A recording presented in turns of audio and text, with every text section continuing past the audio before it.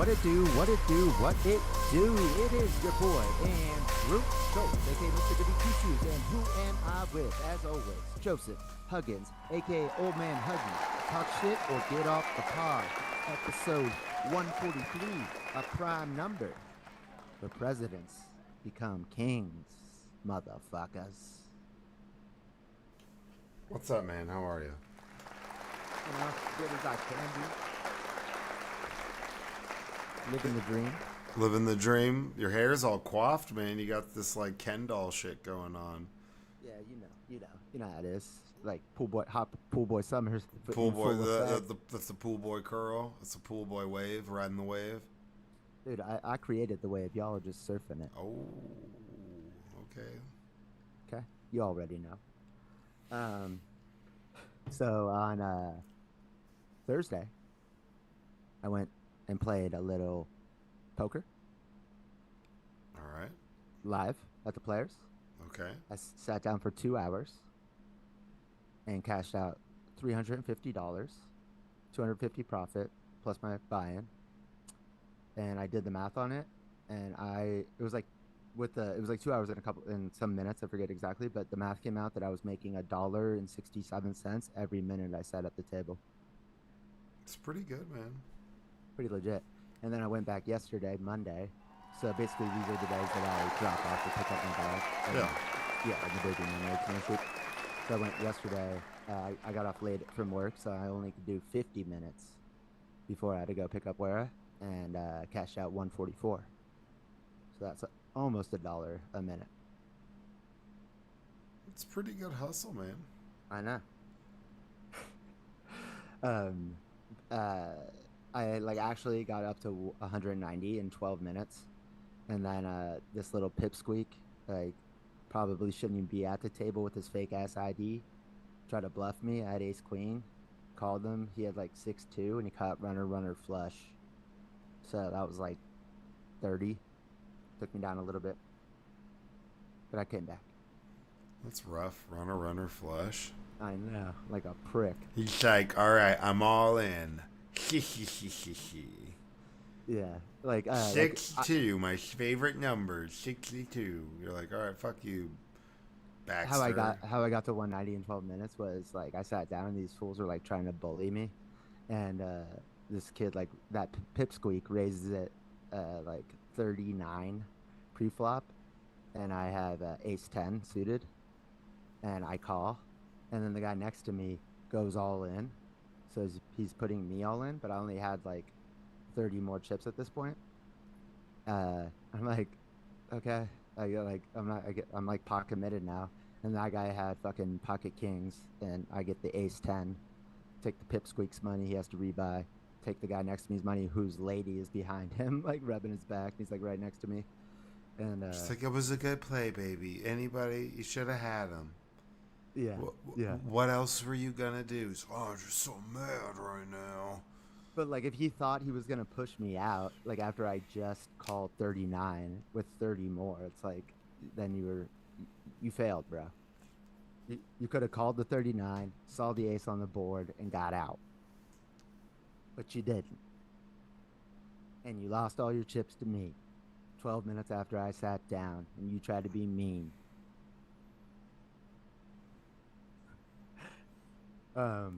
But the other big hand I got caught pocket fours. I had pocket fours and I caught trips on the flop. Pipsqueak bets 12. Other guy calls 12. I go all in. Quick 98. They fold, and then I cash out. But then I was going to play online poker later that night.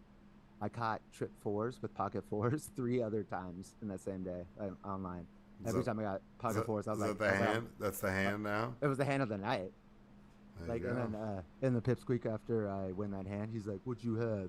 6-7," which would have given me a straight draw, and there was an ace on the board. He's like, "Or ace king," and I was like, "I do have to cash out," and I just flip over my trips, and he's like, "Oh," and it's like, "Oh, goodbye." Yeah, sorry. Well, I mean it's been interesting over time to hear about you honing your craft. Yeah, but I am officially gonna go to Vegas, not this weekend because my mom's going out of town, so I'm gonna be what like hanging out with my dad. But the weekend after that, I'm gonna go. I looked it up. That's like the There's a shortest notice ever. Because I wanted to go with you, dick. Oh, I And know, now but you're we could like, do this again. We could do this, dude. It's a 4 hour drive for me. true. It's nothing. You know what I'm saying? It's Like like driving to Austin. right. So like I'm gonna go. Like there's like tournaments every day at like cool ass casinos, and like for like buy-ins of like 125 with like 10,000 guaranteed. So I'm gonna go drive out there and then see if I make the money and how much. And if it makes sense, then I'll stay the night and play another tournament. But if I don't cash, then I could just drive home and then it's just gas in my buy-in. It's not a big deal. Get some exposure. I feel like this will be. Who are you going with? I was trying to get the Iron Ape to go, but for good reasons. Uh, he can't accompany me on this venture. But I'm thinking like I'll just throw it out to like the homies and be like, hey, I'm driving to Vegas if anybody wants to like catch a ride, you know. But I don't mind going on by myself and just like an assassin, just head to Vegas for the weekend, come back with like 5,000 bucks. Is that going to be a challenge for you? Not to like question, but like you've been good on this sober tick. You've been doing your thing, Oh yeah, vibing no, out. no. I mean, you think, because for some people that would be too much. Oh, I no, I know. That's why, like, when I stopped drinking, I didn't do anything socially other than go to like support groups for the first 111 days, I think, because I was worried like that would happen. Like that I'd put myself in a situation where, people are partying and then it would, lead to a shitty situation. And then I started hanging out with the Iron Ape, and he would be drinking when we were hanging out. Didn't bother me at all. And then I started dating, didn't bother me at all. And I was like, dude, this is fucking amazing. Like, because that was the biggest worry is like, do I have to change my entire lifestyle? Now that I'm like not drinking, it's like, nah, dude. Like, I don't like, I had like the paradigm shift where I'm just like not interested in drinking, like, period, ever again. Like, I'm just over it. It doesn't even, it was like once I just like had an aha moment, like going through therapy, you know and like one of the advisors said one day, and I had the aha moment later, but he's like, until you think about me saying like, hey, drink alcohol, is like me telling you to like drink battery acid and roll around on sandpaper. He's like, then you're always gonna like be struggling. He's like, but once you realize it is like kind of the same as that, like it's like gonna fucking kill you, then you'll like all your cravings and shit just go away. It's like he called it a paradigm shift, and it definitely happened for me. Hmm. Well, I good. never had any cravings, but that's Oh yeah, no. I neither mean, I'm here nor proud of there. you. I was just, love you. I want to make sure, No, I no, feel totally. like for a lot of people that would be a tempting place, or at least if there's somewhere where that it enables you to do that shit. Right, but I'm just gonna be playing cards, and they sell booze at the players' casino where I play, and there's like drunk dudes all around me all the time. Yeah, no. I mean, see, and for me, I've never, other than I always have like like cider or some sort of shit for the show. Other than that, like I've never been a big drinker really at all.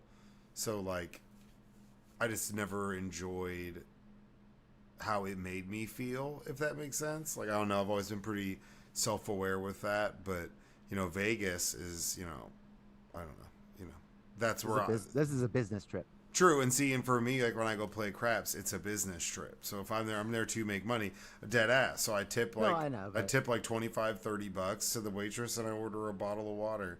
And then every like 45 minutes, I just like, oh, let me get like a shot of Fireball, and then I'll get a Red Bull every once in a while. But hey, mostly, hey, I'm not hating on the Vegas experience for no, because anybody.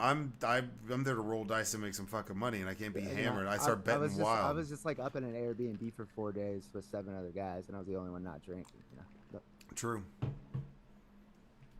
But Up in an we Airbnb were with seven. dabbling in some psychedelics. Yeah. Okay. True, false. It's so weird that we live in a day and age now where like boomers are selling like microdose mushroom gummies on the fucking internet, where they're like, hey, trying to relax, try these THC things that you can get. It's all the same fuckers that were like, if you smoke weed or do edibles, I'm kicking you out of the house. And now they're like, do you want one of my mushroom gummies? It's like, what the fuck? It's the Dude, weird. seriously, no, like It pisses me off. two like older dudes, booms, on Fucking the booms, dude. level.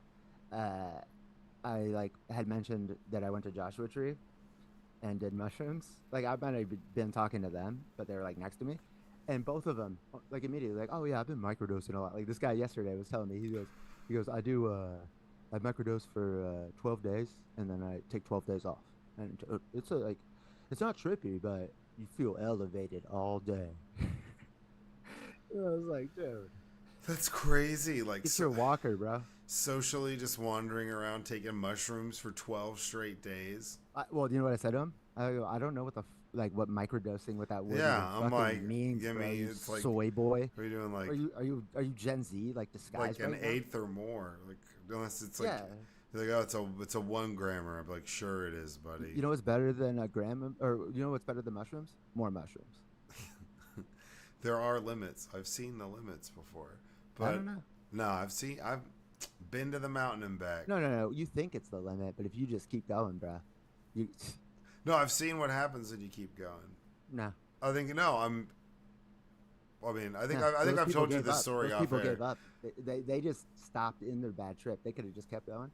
No, I think Oh. I've told you this story. You've probably heard where like yeah. No, I've seen the dark side, and then like No, I know. been on Bro, the I thought I died and everybody in the world died at the same time at yeah. Avatar too. I get it. Yeah, Yeah. it could go, but that wasn't like the most I ever took. No, that's true. That's not the most I ever took. That's the most I've seen somebody take. Just Right. because I saw how many were left, and then they were all gone. Because I was like, oh, where's my That fun happened. guy? That And I was like, oh, well, remember he put them in this drawer in his room, so you can go get them. Like only 3 of us know where they are. And we went back, and the drawer was open, and the baggie was empty on the ground, and there was maniacal laughter coming from the dark woods behind this massive house. hell And it yeah, was like, hell and yeah. it was dark as shit, and there was really like.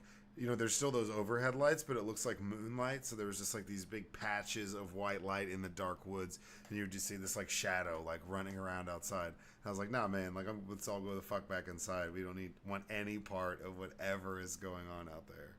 We like I thought the same thing happened to us. Like, cause we had what was it say an ounce, uh, and like all of a sudden like it was Allegedly. like more than a half gone.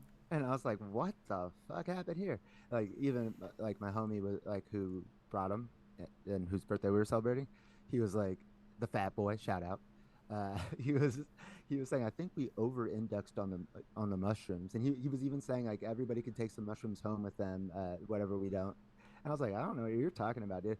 But it turns out that our homie Steve had swooped some mushrooms. Like he took that seriously that you could take some home, and so he took his amount home, like, and put it away. And I was like, there is not going to be any more mushrooms left. Like, you won't get to just take them. Like, that was if there was some left, which I knew there wasn't going to be.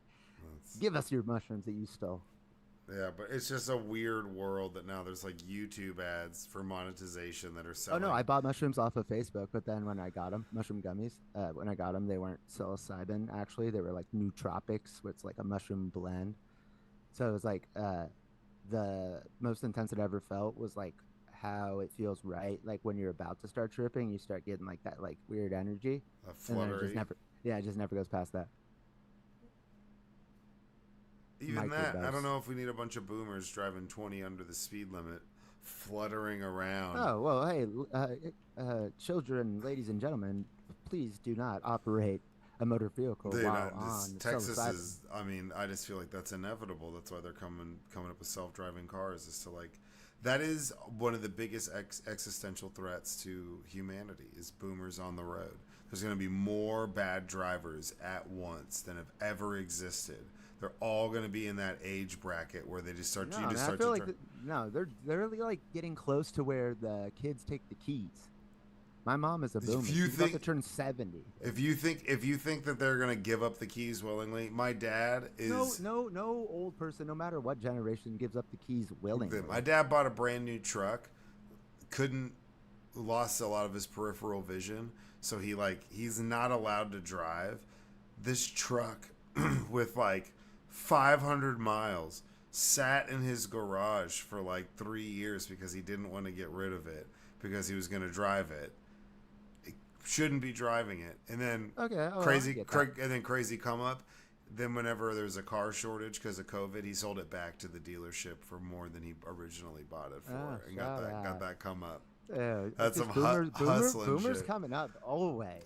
Yeah, dude. Always. They was talking like, oh, these people made a lot of money off their houses that they bought, and I'm like, standing in his house, like, what? How long ago did y'all buy this? Like, I feel like y'all had the exact same come up. Not only bought it, but then you pulled the drawbridge up after you. So you make it harder to build new houses, so then your property value goes up because there's not enough like houses, so the incumbents just get like rich and rich and rich, and then like you and I can't like afford like. Although sidebar, I've been looking at buying a house.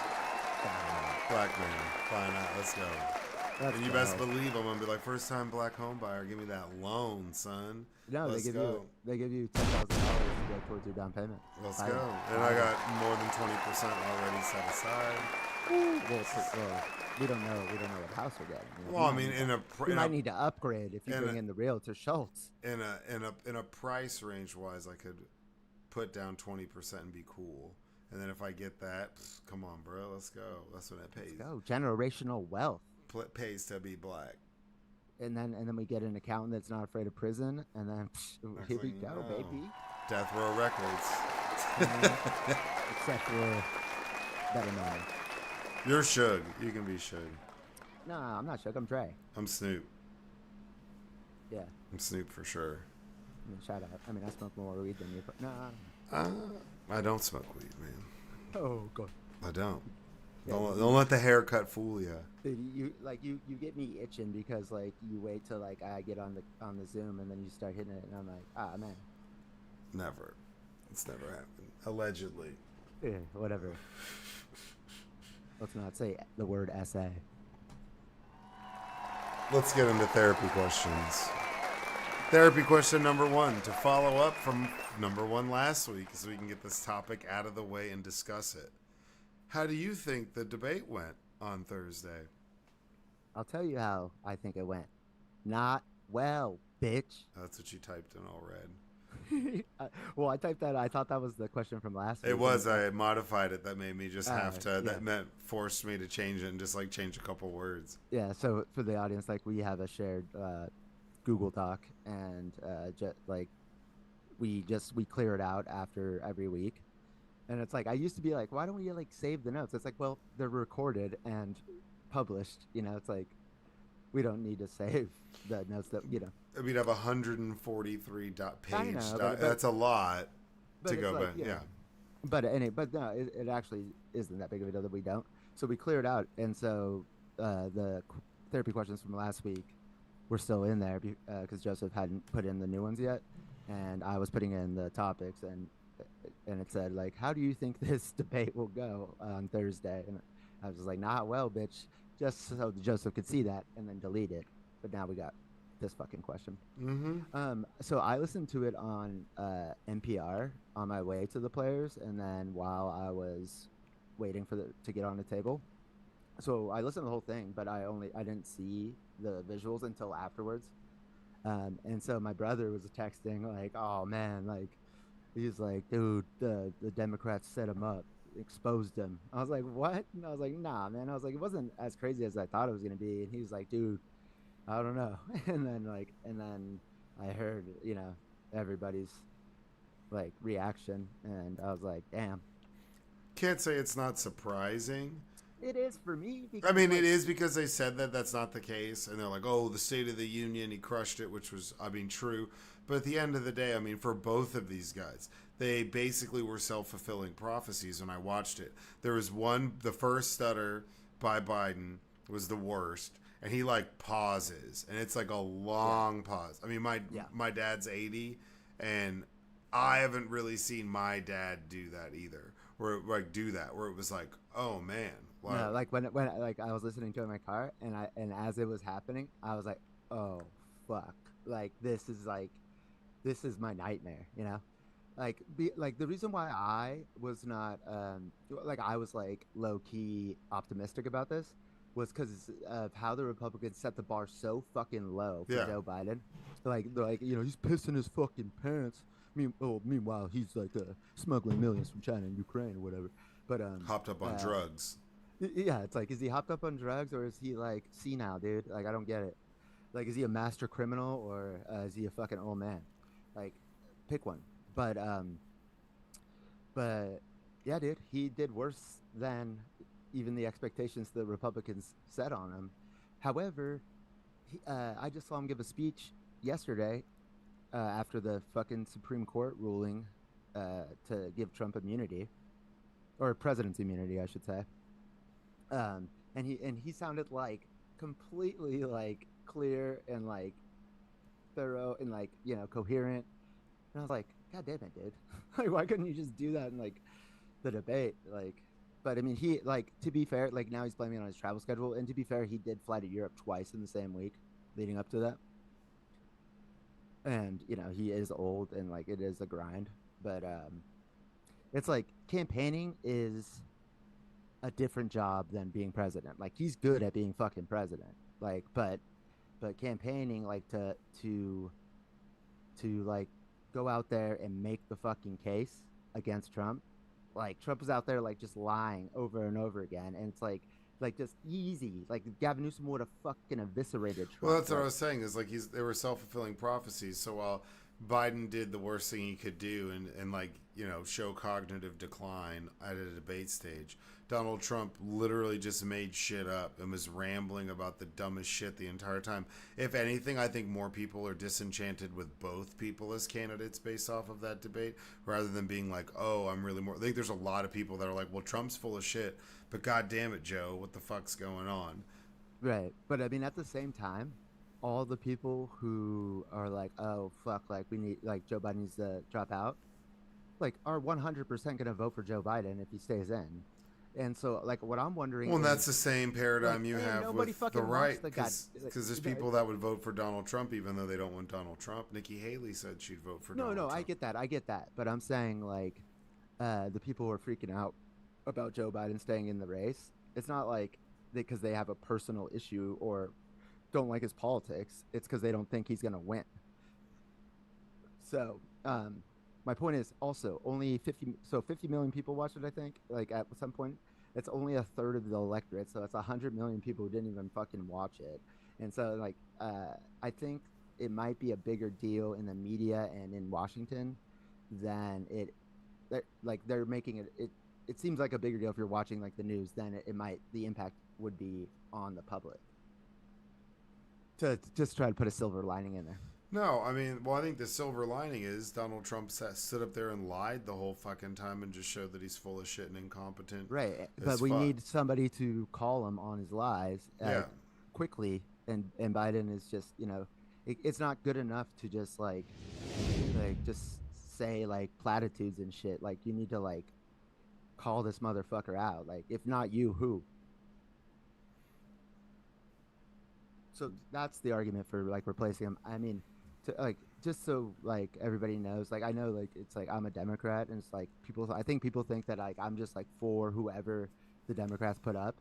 But in '07, I was knocking on doors for Obama and I was like he's probably not going to win, but like I fell in love with him in '04 when he gave the speech at the Democratic convention for John Kerry. So I was like, he's probably not going to win. So I want Joe Biden to win. So I've been like, Joe Biden was my number two behind Obama in 2007. And then Obama wins. And then he picks the VP, Joe Biden. It was like the happiest day of my fucking life. It was like my two favorite politicians. So like, I like it's like, yes, he is the Democratic president, but I specifically like him and respect him and think he's a like good for the country. Yeah. Um, And I would also vote for him if his fucking head was in a jar and he was like chain smoking, power smoking cigarettes with Walt Disney's head, over Trump. That'd be tight. Yeah. I mean, end of the day, you got to give like Joe Biden like a C minus. On the debate. On the debate, yeah, you can't A give C him. minus. That's a fucking fail. He All right, wanted D that debate. D. He, All no, right, he D. wanted that debate to show that he was more put together than Then what they were saying, and he looked worse than we it was thought. a Yeah. fucking And then horse show. Trump gets a B even though he lied because he just gets points based off of Biden being out of his mind. Well, he gets strokes because Biden's handicap is a 6, and Trump's isn't that. But do you know what I'm saying though? Like it's in. Were you not impressed that Biden's good at golf? Like, No, I mean my dad's good at golf. And I know, but my dad's still good at golf. My dad can't even really see, so you got to like help him find the ball. My dad can hit the ball straight as shit. It'd piss you off. You'd play golf with my dad and get mad that some like half blind man is just beating your ass. no, I would expect that. I'm Because like, he hits it so I straight. stopped playing golf because I was getting progressively worse. That's fair. Yeah. And I thought that could never happen. I thought it was so bad that I could never have a bad time golfing because I just didn't give a fuck. No. And then it got worse. It became so bad. It became like a nuisance in the group. They're like, oh, hurry up, dude.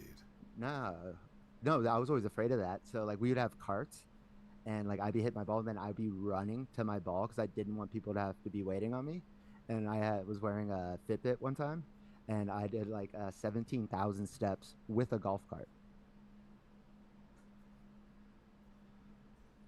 Yeah. It's kind of weird, but No, I mean that's just how much I'm running after my fucking ball all damn day. Yeah, that's a lot. Because it goes like far enough to where like I can't just like walk up to it, but not far enough to where like getting in the cart and driving. Driving to it is it's like. While I have a partner who's got to get to his ball, so I'm just like sprinting like the whole course. Because you're still behind him, so you're still. Yeah, well, it takes me like 9 shots, like a hole to finish. So, it's like, so that's my goal, is to not bring down the rest of the group, and as long as I can do that, the rest is gravy. Oh, good. That's fair. That's fair. That used to be it, but now no. All right. Therapy question number 2. You are credited with inventing one item. I went one time. With inventing one item. So you can take credit for inventing one item. What would it be? What would you take credit for? So you would just get credit. So if you say light bulb, you get credit for the light bulb.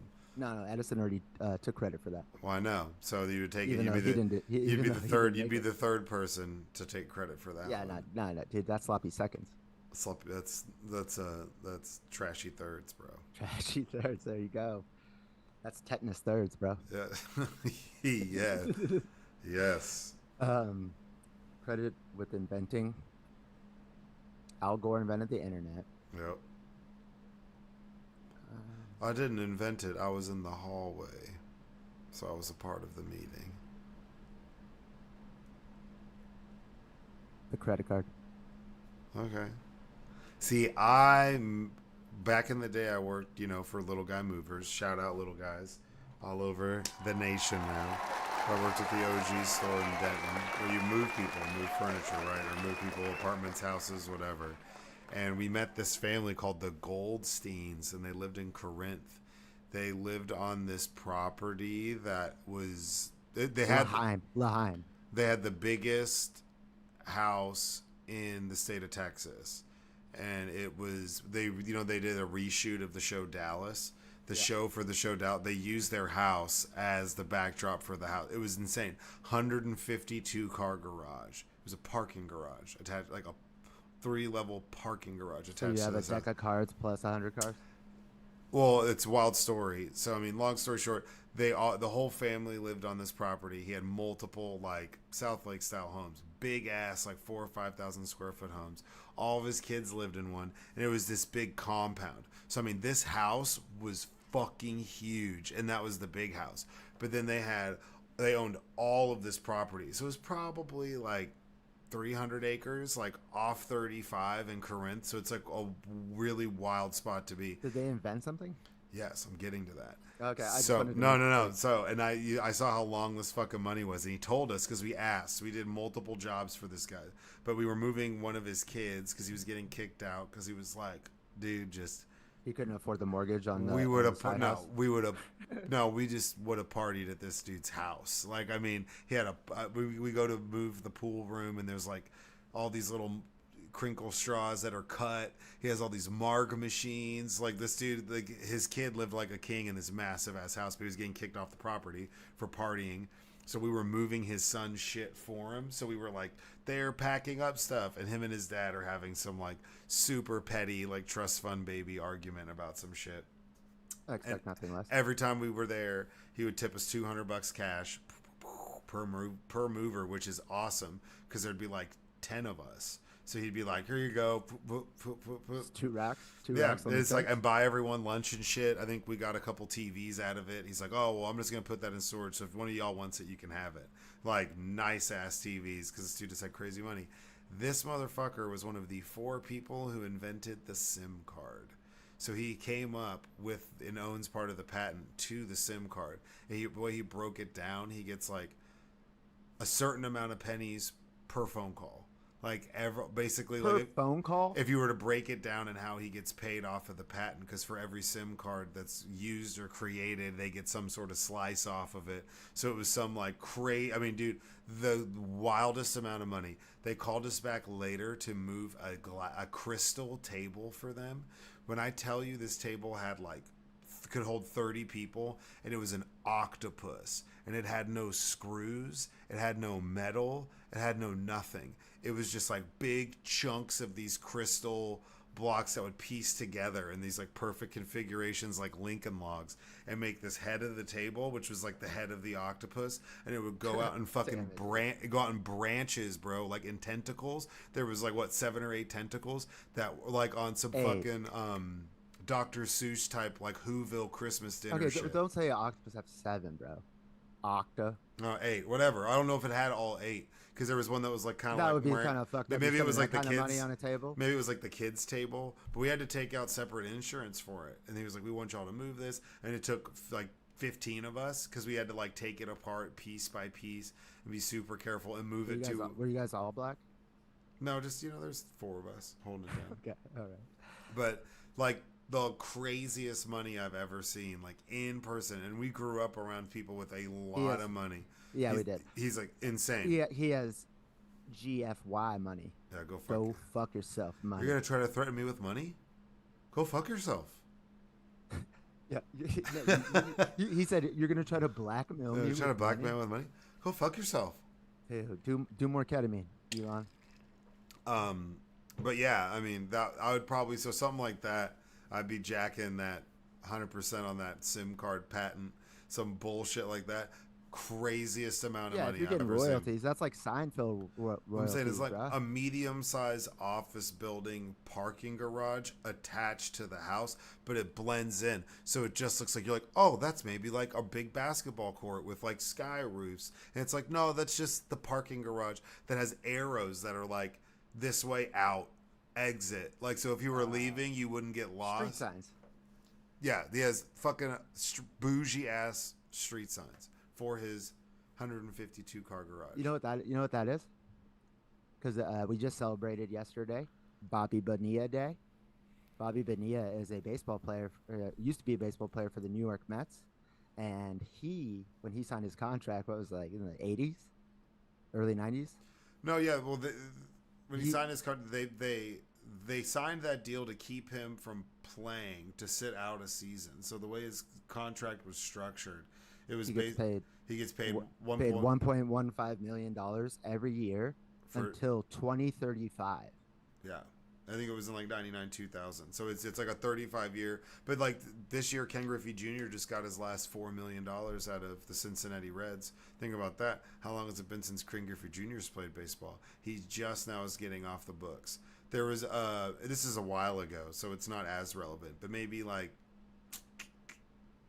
whenever you think it wouldn't be the case, highest paid players in the NBA was one year was like Tracy McGrady, who wasn't playing anymore, Gilbert Arenas, who wasn't playing anymore and retired. These guys are making like $20-30 million a year for like the last 2-3 years. Or Allen Houston, he signed a mega deal, hurt his back, because those deals are 100% guaranteed. Same with baseball. So when you sign that dotted line, they owe you that fucking money. Max Scherzer is getting paid like 30 million from the Mets, a shit ton of money from the Nationals, and then he's getting paid like $10 million by the Texas Rangers. But he's making something like 58, $60 million this year. That's crazy. So Bobby Bonilla, in '99, Yeah. Yeah, the Mets didn't want to bring him back for the 2000 season, but they owed him $5 million, and then they asked if they could do it in installments and over 10 years, and then he negotiated an 8% interest rate, and then clowned him. So from 2011 to 2035, he gets $1.19 million every July 1st. Yeah. That's what's up, dude. Oh, that's smart as shit. Bobby Bonilla, honorary market guru. See, so I was right. It was like 99, 2000. It was to Yeah. keep him from playing. They didn't want him to play. No, it wasn't to keep him from playing. They didn't want to have him on the roster anymore. But they owed him the $5 million. Yeah, they paid him not to play. Yeah, they bought out his contract. Yeah.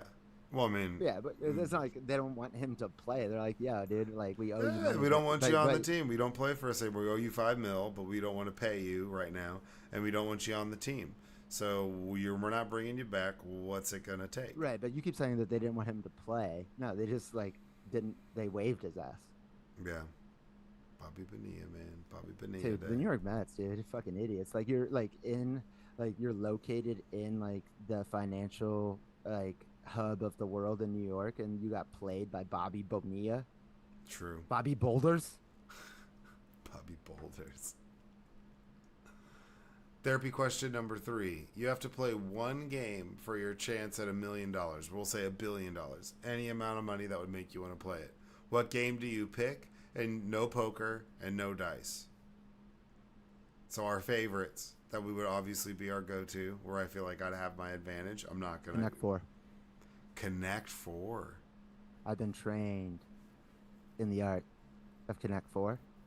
Did not know that there is a strategy, and you can win every single time if employed. I thought it was just like some simple little kid game. Nah. Well, it's like tic-tac-toe. I know, but I'm telling you, The strategy to tic-tac-toe? It's not tic-tac-toe because there's more rows. There's Mm-hmm. more. But I'm saying if tic-tac-toe has a strategy, of course, there's got to be a strategy to Connect Four. Right. Well, I was blown away. And so me and my roommate in Santa Monica, he's the one who taught me this. Like I was like legit like finding places that had the giant Connect Fours, like bars, cafes and shit. And I wanted us to go out and start hustling people for money on Connect Four. And then he started injecting testosterone in his ass and kicked me out. Oh, that guy. That's right. Yeah. What sucks though is like he like doesn't like have social media because like he's better than us. But I like sometimes get worried, like it's like because he dabbled in narcotics, and it's like I wonder, like it's like weird because I wouldn't know if he like passed away or something like that. Well, that's a trajectory that you could like go on. That like if you continue on that path, that's not going to work. Tip. It's not going to work out well for you. Dude, he had a limousine cocaine delivery service, bro. He got one of the drivers fired because he was late. To bring him cocaine. Yeah. That's crazy. Mm-hmm. That's like next level pretentious. He's just like friends with this like And so international coke dealer. And so he sends him a limo, and he goes. No, he has drivers, and then they roll up, and they're like, like when I say limo, it's like a Uber Black type shit. Okay. Yeah, not like a stretch limousine from like back in the day. That's the first one I was like. Well, like I mean, those are considered like limo, like black cars. Yeah. Okay. Interesting. Yeah. Interesting. Yeah. I used to have this guy who'd come into the club back in the day all the time, and he would always try to like get bottles or bottle service for free, but would just try to like pay for everything in Coke. It was the wildest shit ever, like always.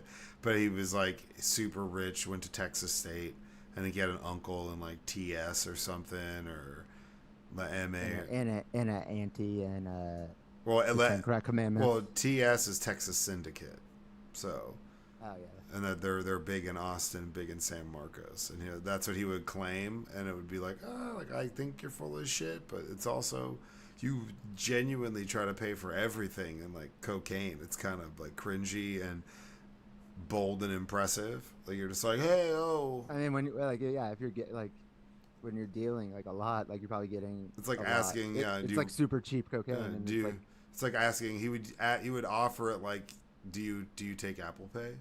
I think it was like, and they'd be like, yes, no. yes, I do actually. Sometimes it would work. Bottle service girls are like, no, I'm taking care of it. I'm like, oh, my bottle service girl's gonna be coked out later. This is gonna be difficult. For me, What game did I say? You said Connect 4. Oh yeah, that's right. You said Connect 4, which is actually a good answer. And you're just playing against like a random person. So it's not like you're playing against like the Connect 4 master of the world or anything like that. I am the Connect master of the world. Maybe like maybe around the world or something. What? You think your jump shot's that liquid? I got a pretty good jump shot, man. Is it that liquid? It's pretty liquid. It's pretty good.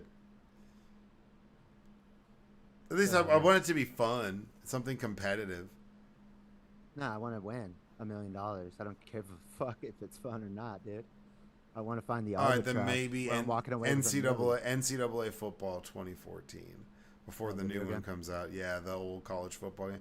Because I mean, I've been playing that. I played. Is Ramel on that one? I played 2.0 in that when he was in Texas for the summer, and like last year, and we were or 2 years ago. Oh, Ramont. Yeah. No, Ramont's is not. This has got Johnny Manziel in it though. This is like 2014. But football. But I played him in it, and he's just talking mad shit, and I destroyed this kid, demoralized 2.0. Like he would never play. Oh, your cousin? Me. Yeah, or my nephew. Yeah, destroyed him. It was like walking all. It was fucking hilarious. He wasn't ready. He wasn't ready for the noise. Super pissed. Super pissed off. Did you hit him with a skibbity toilet? No, but he never played me again after that. Well, that's probably for the better. Hit him with the skibbity toilet. What is? Yeah.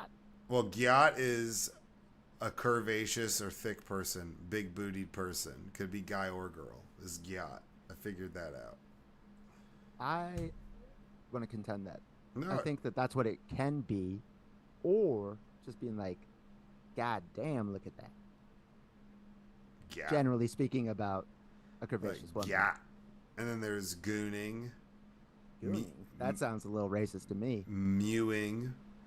What is that? Mewing don't come here with weird ass words. Mewing is like being very conscious and like grooming. So like you groom yourself really well, you moisturize, you're mewing. I don't fucking know, man. So you would say your like, fat girlfriend is mewing, hey, dude. hey, hey, we're about to go out. I gotta rizz up a bunch of gyats tonight, so I'm gonna be mewing the night before to make sure I'm looking good. Oh, there it is. To make sure everything's all check plus for you. To make sure everything's all skibbity. Can you use it in a sentence? I can. I've been practicing. Did ChatGPT help you out with that? No, but there are some really weird Instagram like reels where they somebody makes like AI based like conversational cartoons that use nothing but that talk, and that's where I've been like picking it up. I'm like, oh, I better watch this. They're all stupid, but I'm like, it's like Babbel for soy boys. Yeah, Babbel for soy boys that are into mewing and microdosing, probably. Oh, well, no, they're too cool for that. That mess with my mew. Oh God. Therapy question number 4. The world ends in 10 years and you're the only person that knows. You're the only person that can know. You can't tell anybody. What do? You got 10 years and you know everybody's going to die. World's over. Kaput. I mean, I'd use that knowledge to gain financial supremacy. For 10 years. There's got to be. I got to figure out how to be rich in 11. Like just short, like people who are long past the 10 years on something. Because like there's got to be like a, a build up to the end, right? It's not just like, Yeah, I mean, you don't know what it is, but something's going to, and you're the only but it's person not who going to knows. be in one day. No, it'd be like a catastrophic event, like a world's over, like asteroid. Like, do I have time to cash my chips and party a You got little bit? you got 10 Like, years.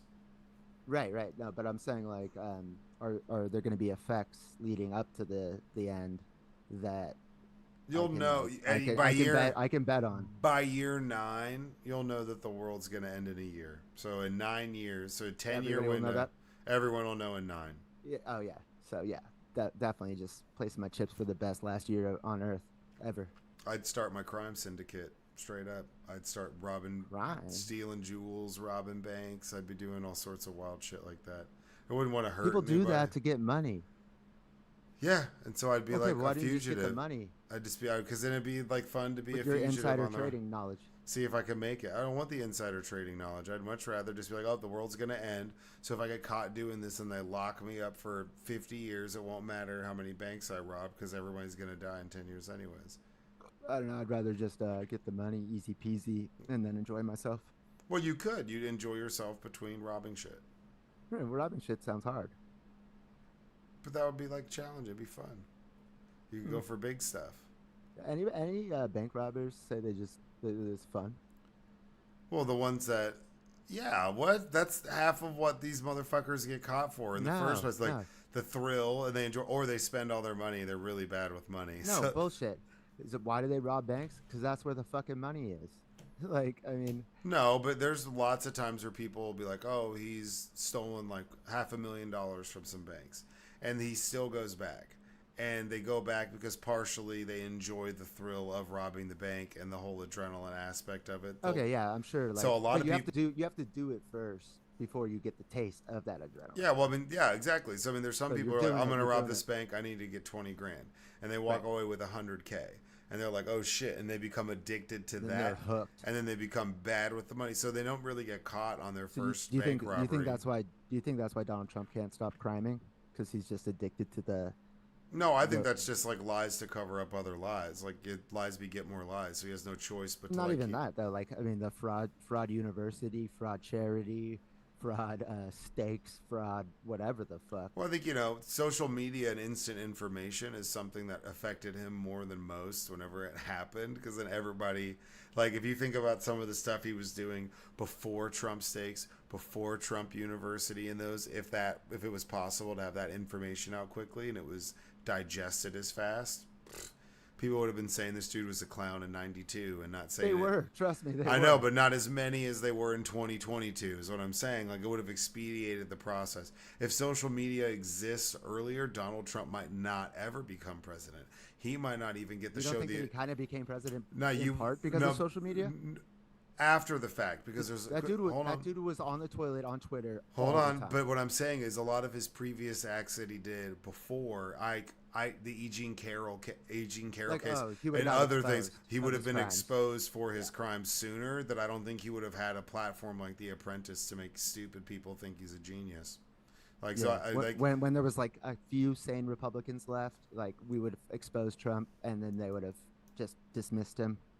well, But yeah, Trump I mean, Trump well, came and in there was when like the Tea Party was like, there was a different level of moral decency and expectation of politicians. Not much, but it was a little bit higher back then too. So that's what I'm saying is I don't think he even gets the platform to be on TV because yeah, you're right, people you're like right. that weren't even being platformed at the time. It would be like, absolutely not. We don't want to be associated with this guy. But dude, he's so thirsty though. Like, he'd be calling up like Forbes and like lying about like his like net worth. And, So like, he would have totally. remember he had a fake person that like a guy. And it was him. And it was him calling. and, being and like, everybody knew it was them. that Trump guy's pretty great. He's a good guy. He's a good guy. He's the best guy.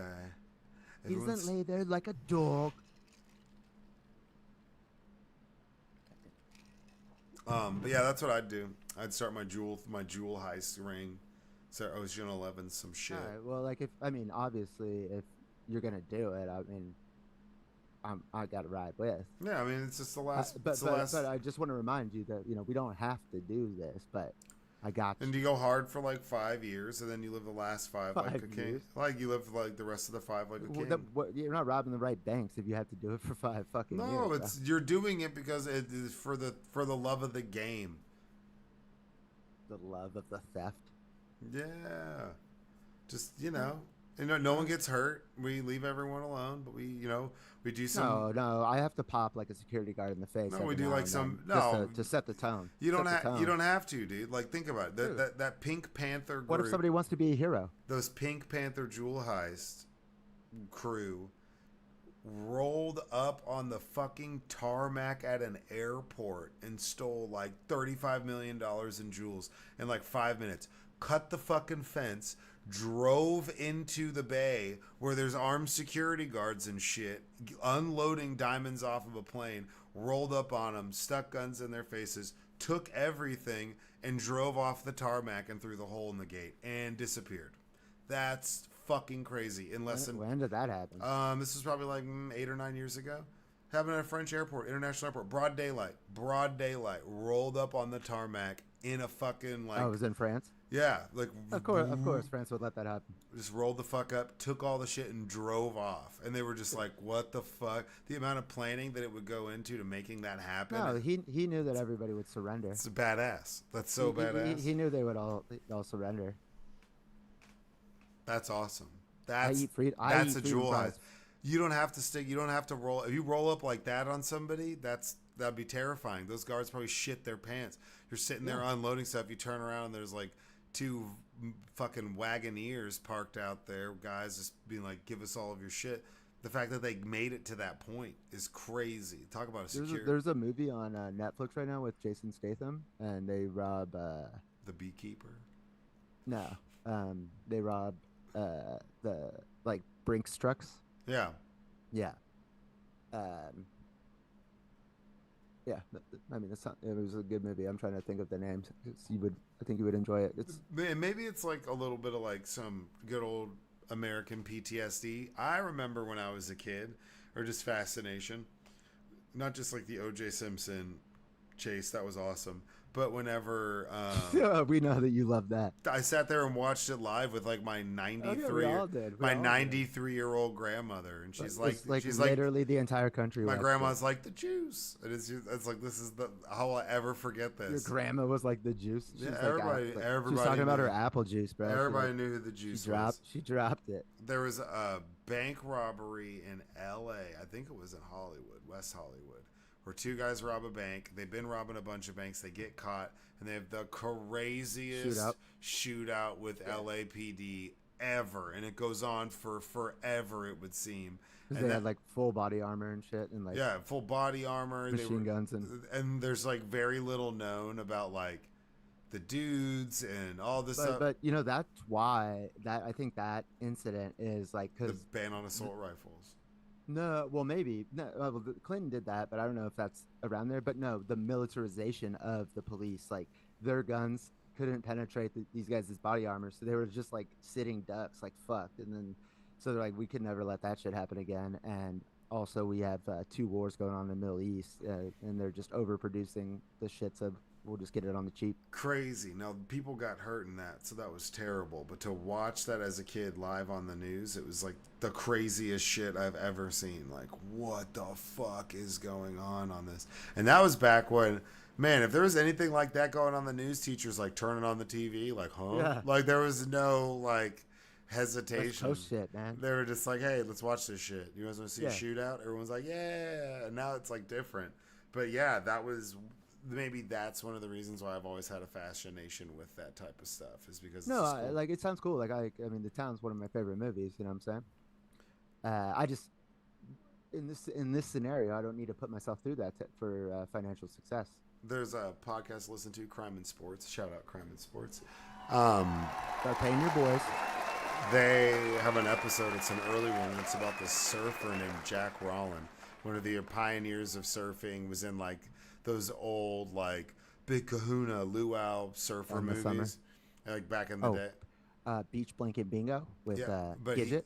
And he's like, yeah, but he's like old school in that this is I think I know back. who this guy is. This is back. He used to live in like a shack hut on the beach type shit, like beach bums. And back when beach bums were like just lived on the beach and surfed. There was not a bunch of houses and shit down there.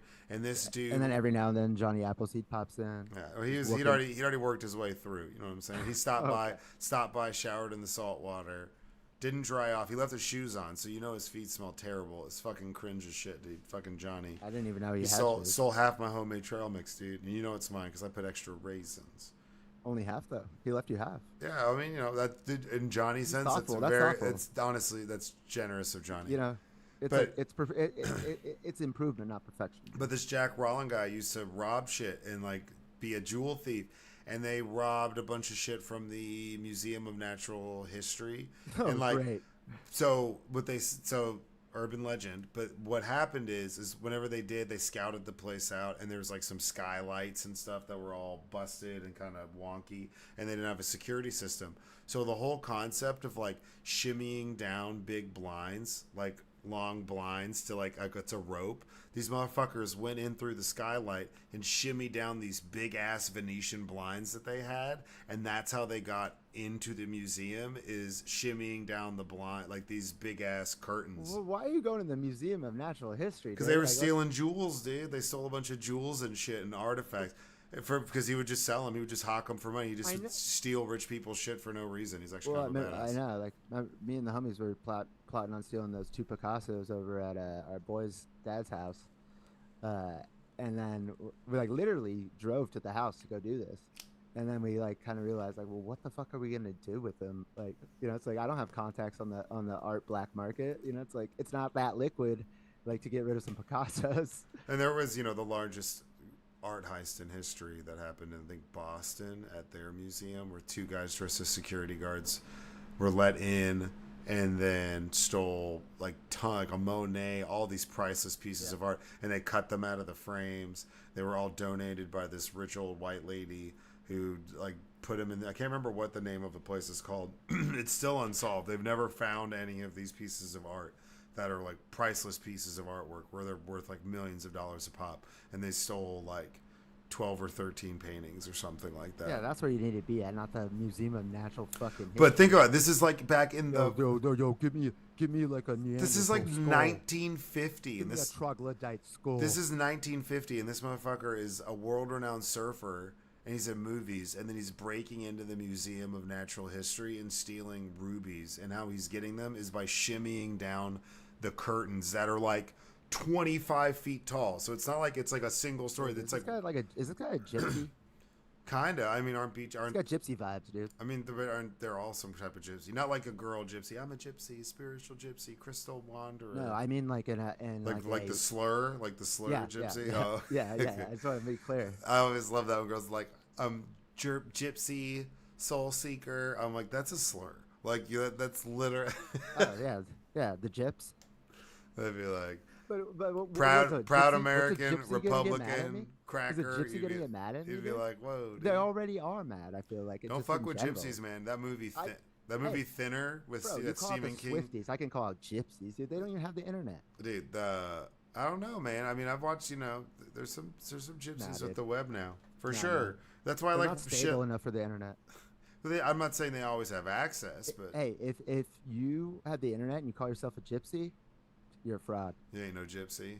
Real gypsies ain't on social media. That movie Thinner, Stephen King book, where this fat dude runs over this guy and kills him, and he's just like, I'm just gonna take off, and this old gypsy witch lady curses him, and he just like slowly deteriorates and becomes more and more skinny. Yeah, dude.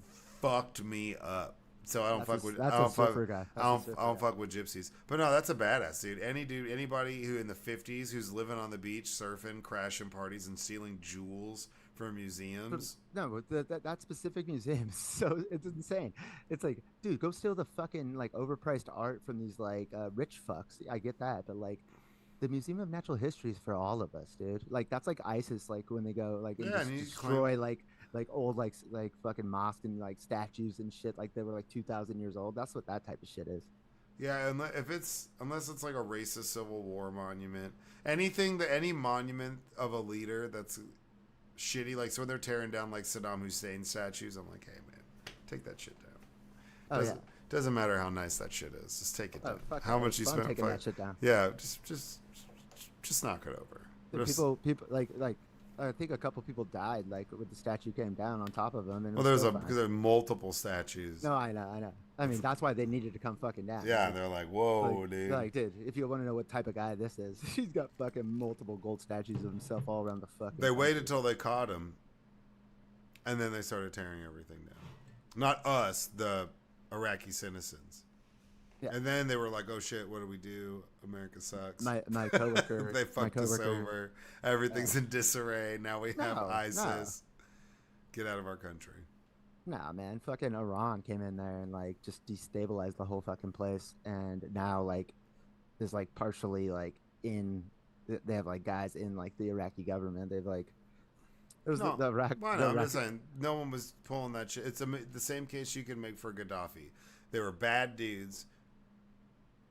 Did shitty things to innocent people for sure, but whenever it came to their piece of the table, when it came to keeping other people the fucking check, no one was like really fucking with Saddam in the middle, in separate of our views of it. No, that's not true. They were Iraq and Iran were in a war for 2 years, 88, 89, and it was like millions of people fucking died.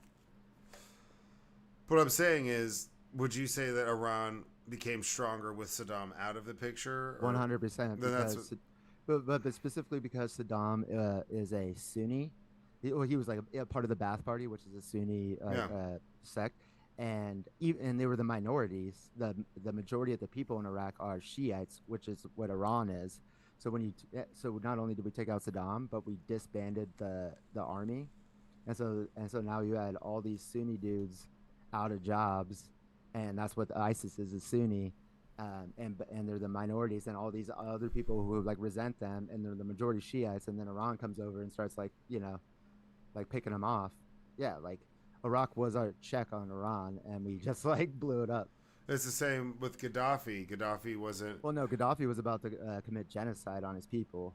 No, he's about to do some crazy shit. But I'm saying is, that portion of Africa, not that it was stable when he was there. There's all sorts of conspiracies on why he was killed, or if he should have died, or if he was going to commit genocide. What do you mean? Some people say that he was doing it because he wanted to start a new African gold-backed currency, and do all this other stuff that would have benefited Africa. Dude, Twitter is wild. Twitter's wild. No, man, that dude lost his mind like 30 fucking years ago, like for like face surgeries ago, but I will shout him out. He would come to the UN, which is in New York, and he'd have an all-female security team.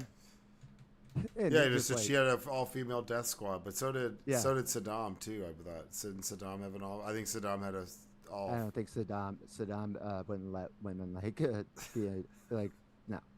Gaddafi was like just the blow got to him, and he's just like. But what's common between both of them is Gaddafi actually had materials to build nukes, and we convinced him to give them up. And we prevented Iraq from getting nukes, and boom, they're both off the table. So that's like, it's a lesson for Kim Jong-un. He's like, fuck, dude, I got to keep my nukes, because if I don't, then they're just going to fucking overthrow me. Yeah. I mean, look at Ukraine. We made a deal with Ukraine that if they give up their nukes when the Soviet Union broke up, that we would protect them from there on out.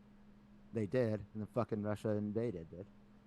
And now we're like, oh, should we be helping them? It's like, yeah, we fucking told them we would. Yeah. On God. On God. All right, well, that's it for therapy questions. Do you need to take a break, or are you get a little breaky poo? A little skibbity toilet. Yeah, sure. All right, we'll be back in a second, y'all. A little skibbity toilet. Get the fuck out of here.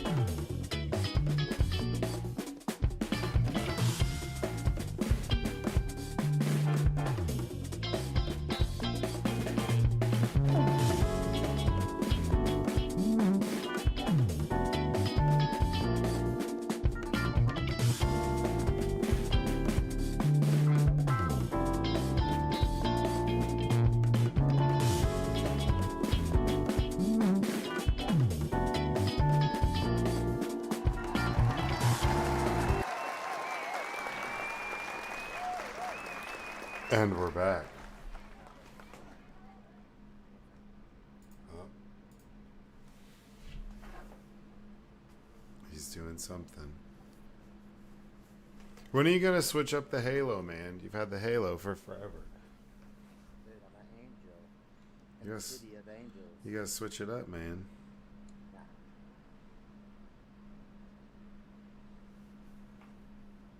Hater. haters don't hate. Hate, hate, hate, hate.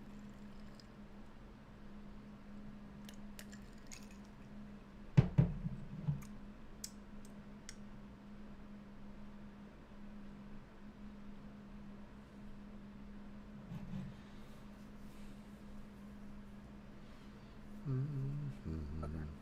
I was playing solitaire for money. Oh, okay. How's that going for you? I don't know. I kind of feel like it's kind of a scam. How so? I feel like that they like made it's like easier when I first started, and then it's like progressively gotten harder. Of course. Right. But whatever. So I stopped like depositing money in it, but like you could play like free games to then get real money. So I just wait till I get enough gems to play one of those games, get money, and then I go from there. Okay. Can you lose money on it? Yeah. Like you buy in and you play against you know, 5 to 7 people depending on what the game is. And then there's a prize pool and like the top three get prizes. And Everything you do, prize pool, even on your phone, something with a prize pool. well, I actually got it because I was like trying to figure out a fast way to make money, and it like popped up on my when I was playing my golf game. Yeah. Yeah. Uh, but then I no longer needed like a way to find money. It was just like when I like was like first like getting sober and like quit my job. Yeah. Okay. Yeah. Makes sense. Solitaire is a good time passer. Yeah. How long do those games normally last? So there's a 5 minute timer, and you get points for completing like how much you complete of the deck or all of it, you know. Some decks you can't complete, and then the differentiator is how fast you do it. So if it takes me longer than 2 minutes, I'm definitely not going to win that match. So Hmm. I try to. My goal is always to get it in within a minute, but it's usually like a little bit longer than that. Hmm. Interesting. All right. Well, what do you got for topics today? You got quite a few. Yes, I do.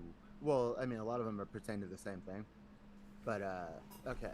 So I don't know if y'all heard, but the Supreme Court ruled on presidential immunity when it comes to committing crimes as the president, and they decided that if the president is committing a crime while doing an official act as president, then they cannot be prosecuted for it.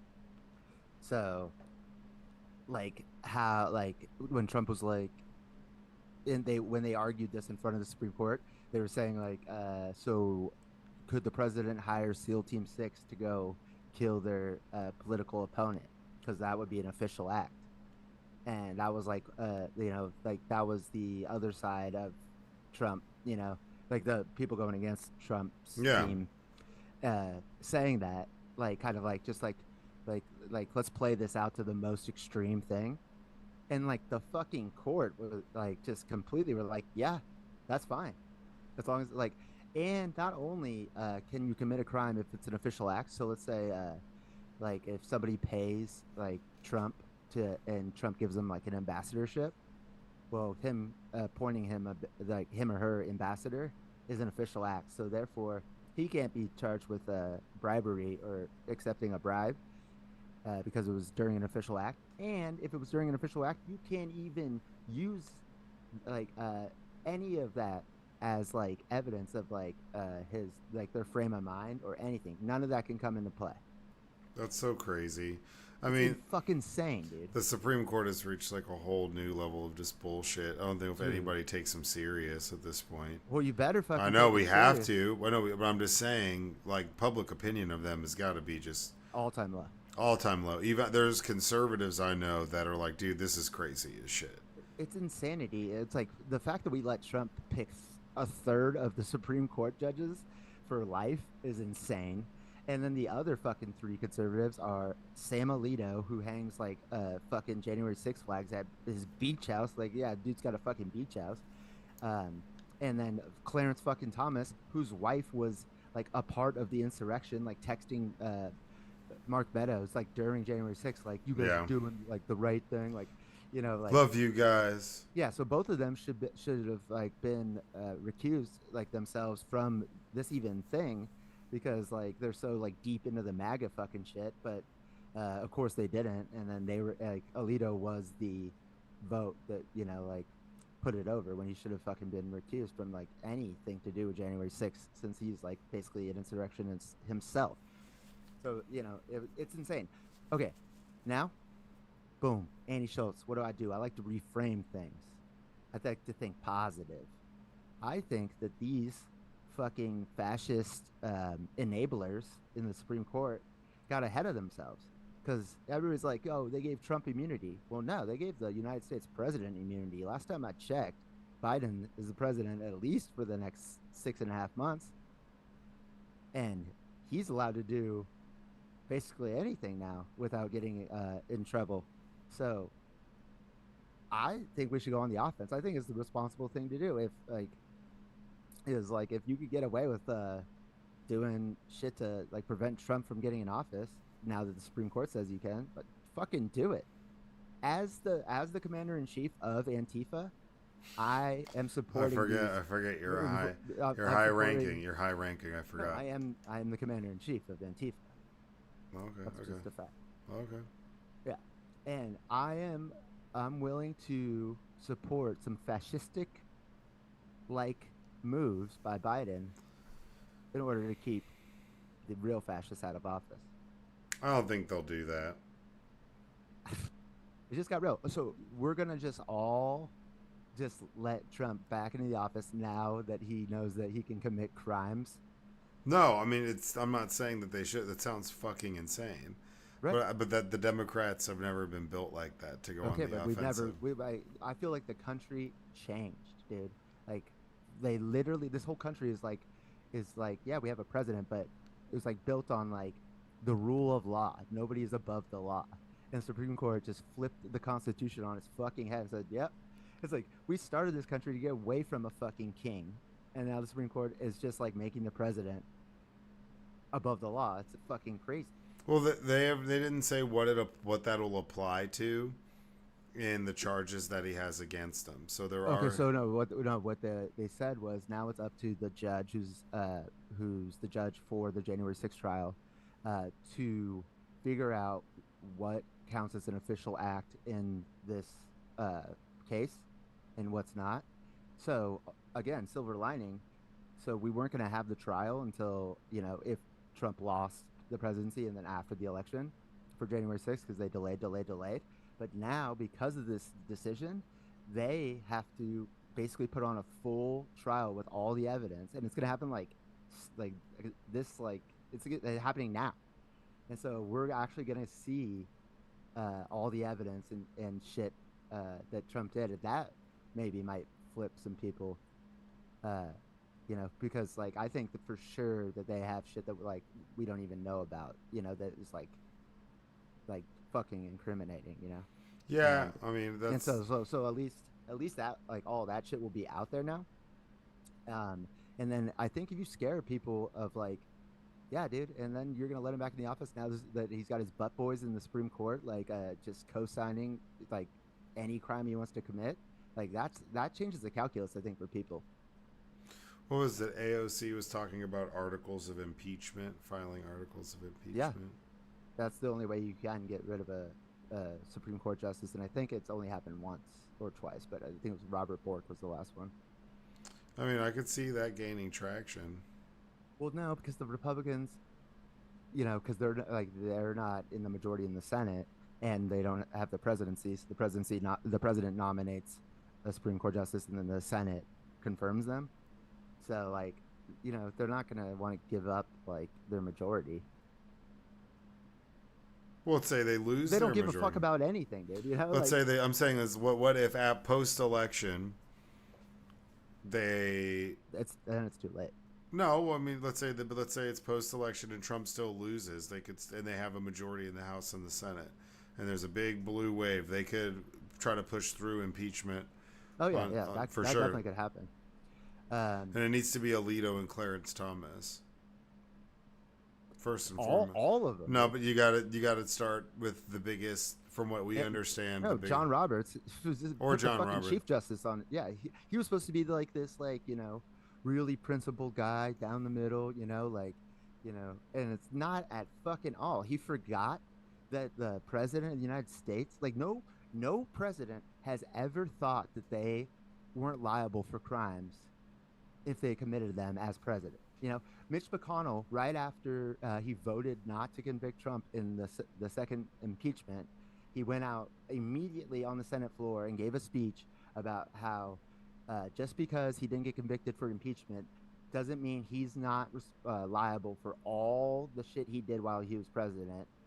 And he's like that. He's still open to get prosecuted for that. And that was his reasoning why he didn't convict him, because he was no longer the president, but the Justice Department would handle it. But now the fucking Supreme Court's like, nah, dude, just commit crimes. It's like I don't think it's an official act to call a mob of hundreds of thousands of people to DC the day that they're counting votes and tell them to go down to the fucking Capitol and give them hell. Peacefully and patriotically. Yeah, fuck yeah. He's like, and I'll be walking with you. What's official about that? Nothing. He's like, coups are official now, so a president can just not accept the election results from now on and try to overturn it, and they're fine. That's what the Supreme Court's trying to say. It's fucking crazy, and I think they fucked up by doing it too soon, and now we have a chance to do what the Republicans would do and exploit the fuck out of this shit before we let the country die. If a president is allowed to assassinate their political opponents now, well, yeah, that means what Nixon did is an official act. That means everything. No, that's right. Yeah, Nixon was like, "Fuck, dude, I'd like my second term back, you assholes." Yeah, he shouldn't have even resigned. He should have been like, "I can do whatever I want."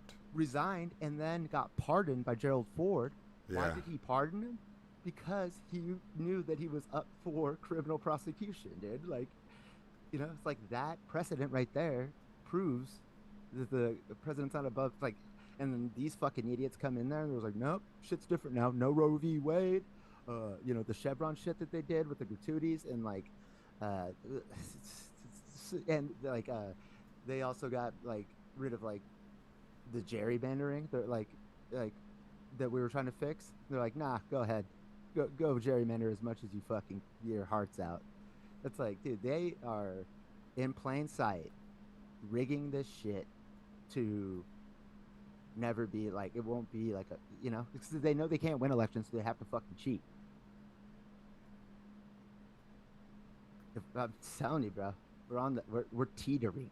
Oh yeah, but we've been teetering. I know, but this is what's been.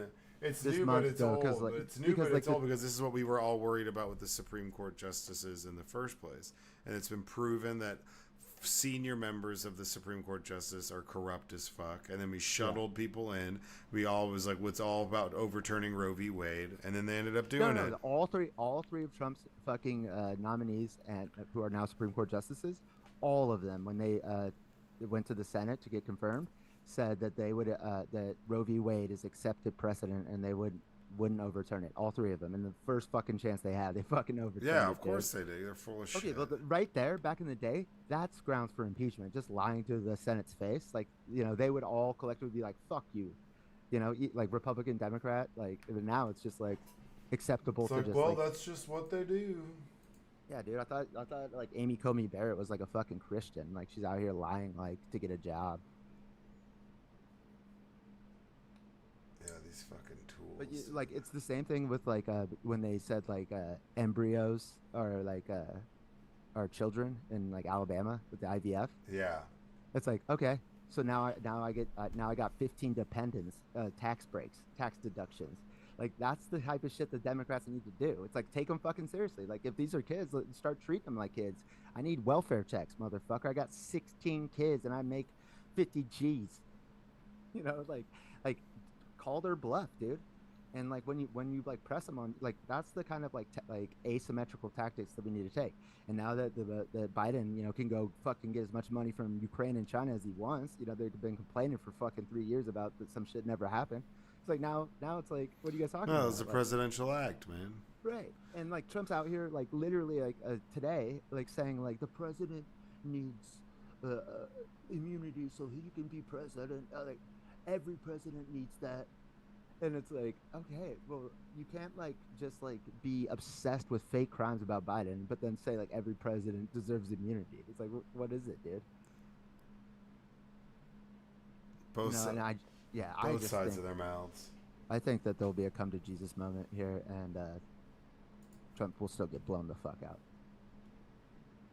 Oof. I mean, I hope so.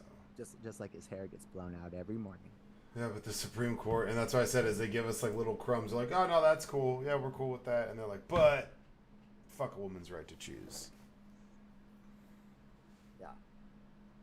It's very frustrating. So to see it come to fruition is just annoying because this is what a lot of people were upset about or were pissed off with the whole process with the Supreme Court justices.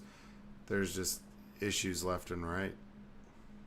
Yeah, so like in Sonia Sotomayor, she wrote the dissenting opinion, and like she said not respectfully, not respectfully, but for the love of this country. But she said, okay, so it's an official act for a president to remove an attorney general, right? Because the president picks the attorney general, and the Justice Department is part of the executive branch. But is it acceptable if he removes them by poisoning him or her? And with this fucking ruling, it is, because you can't even question like what they did or it like or how they did it or what their motives were. If it was an official act, then it's not even up for debate. That's insane, dude. Yeah, that's like being a kid with your parents. They're like, why? Because I said so. It's not up for discussion.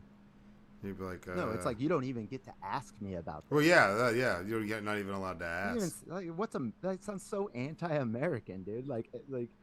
And but small government.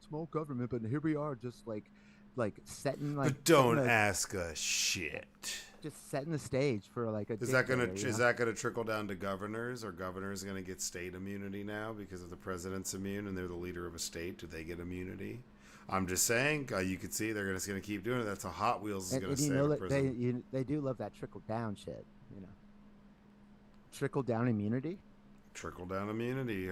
Heard it Well, here only first. for the red states. Only for the red states. Only heard it here first. Only for the. Because Gavin Newsom is a criminal. If you had to pick somebody to replace Biden, who would you pick? Gavin Newsom, dude. He's the first politician I ever donated to. I knocked on doors for Obama, but I was broke. But when I had money, I donated. What to is Gavin this Newsom. whole He was Gavin lieutenant Newsom governor. like fucking his friend's wife or some shit? Yeah, he did that. He's got that dog in him, dude. Damn. Dude, yeah, but whatever. Like his ex-wife is now Donald Trump Jr.'s fiance, so it's all incestuous up there. That's No way. that's weird. No, I can't imagine that couple. Kimberly Guilfoyle. Guilfoyle. Yeah, dude. Dude, she's so weird looking. Weird looking, on cocaine at all times. Like, anytime she speaks, like it's like she's like yelling at like your face. Like she just did like 8 lines of blow, like off of Donald Trump Jr.'s like micro penis. And she was just on Fox, right? That was her. She was on Fox News, The Five. Yeah, that was it. That was her claim to fame. Yeah, I mean that's like what she did. But like I think she like kind of like went like that way. Like I don't think she was like that when Gavin Newsom was like married to her. Looks like that'd be then, weird. and I think she got the Fox News and then just turned, just like all of them do just take the money and just become like Tucker Carlson used to be like a reasonable fucking person, and then now he's like a I don't know, dude. His fucking Yeah, laugh, I hate it. yeah, dude, he's a Russian stooge. Yeah, it's true. So yeah, so yeah, she's like in the movie Bombshell about like Fox News. Yeah, She's like one of the willing like participants of like the short skirts and like she's like, come on, girls, this is fun. this is great. Like grab ass with Roger Ailes. With the old creepy Australian man. Yeah, like she was about that life. Come over here. So won't you sit on? Can you imagine going from Gavin fucking Newsom, one of the most handsome fucking men and like smart dudes in the country, to Donald Trump Jr., dude? What a downgrade. Yeah, but I mean that's that money, man. No, I think it's more like the fame part. Well, that too, but the fame and then being a conservative talking head, being attached to the son of like Yeah, their Yahweh is pretty powerful, you know. yeah, Closer to the throne. This is a Game of Thrones business decision. yeah. No, I get it. Yeah, But yeah, she's fucking weird, man. She creeps me the fuck out. yeah. All right. Let's go to serial impregnator. Yeah, I'm down. Okay. So, y'all, this is a little back-to-back of two men that are single-handedly keeping the population up. That's right. This is from Rolling Stone magazine by Thomas Meir. Serial impregnator Nick Cannon got his balls insured for $10 million. That's right. His testicles insured for $10 million. That's badass. We know how to make noise out here, and that's exactly what we did, says the dad of the 12 kids. He's making noise by insuring his balls for $10 million. He's wild too, because there's times where it's like some of the baby mamas he's had two kids with. Like had a kid. Oh yeah, you would think to put up numbers like that. No, but then like got 2 or 3 girls, other pregnant. They had his kid, then goes back and gets that other girl pregnant again. He's supposedly messy, got. Like He's still, no, I have a feeling. I don't think it's that messy. I feel like they all get along. I think it's like kind of chill because I think he's just paying all the bills, bruh. You have a Nick Cannon baby, you getting paid. You know he's got to stay on Wildin' Out and whatever other shows he's got going on. On The Masked Singer. Yeah, he's got to because he needs that check. Wildin' Out is fucking. I hate that shit. Yeah, it was always really bad. It was. I know. It's like I feel like I could do like just stupid as shit. do so much better. Like and like you guys are like popular. What? He said the reason why he did it was because, quote, it's his most valuable asset. You hear about all these different celebrities insuring their legs, which is true. Mariah Carey has insured both of her legs. And Tina Turner, I think, did too. Which, makes a little more sense for Tina Turner. My most valuable body part. Because Mariah's not really a dancer, so that's just weird. No, it's because her legs look good. It might have been Tina Turner. Maybe like Mariah Carey definitely insured a body part. I'm not sure which one. And then maybe it was Tina Turner. J-Lo. J-Lo's got to have insured her butt, right? You'd think. Nah, because it's a fake ass, allegedly. I know that like I can't believe she's like her and Ben are getting divorced again. Like Troy Polamalu's hair used to be insured when he was with Head and Shoulders. He had like $1 million, $2 million policy. What do you mean when he was? He still is, homie. Well, I know, but this is back when he was playing. He had an insurance policy when he got that deal with Head and Shoulders. And who else? Anthony Davis for the Lakers. He has his unibrow insured. Dude, listen to this quote. Haters say it's time for me to stop having kids and put this super sperm to rest. But I'm doubling down on these valuable balls and my future kids. That's awesome. I thought like it was like not on purpose that he has 12 kids. I didn't know he's like now leaning into it, try to get. Yeah, I think he's all into it. You got 12. You just got it and you're not married at all. I think Mariah's got the most of them. He was married to her, right? Yeah, that's who he had his first kids with, and then they got divorced, and now he's just been. He celebrated his son Legendary is his name, his 2-year birthday last week, and a quote from him.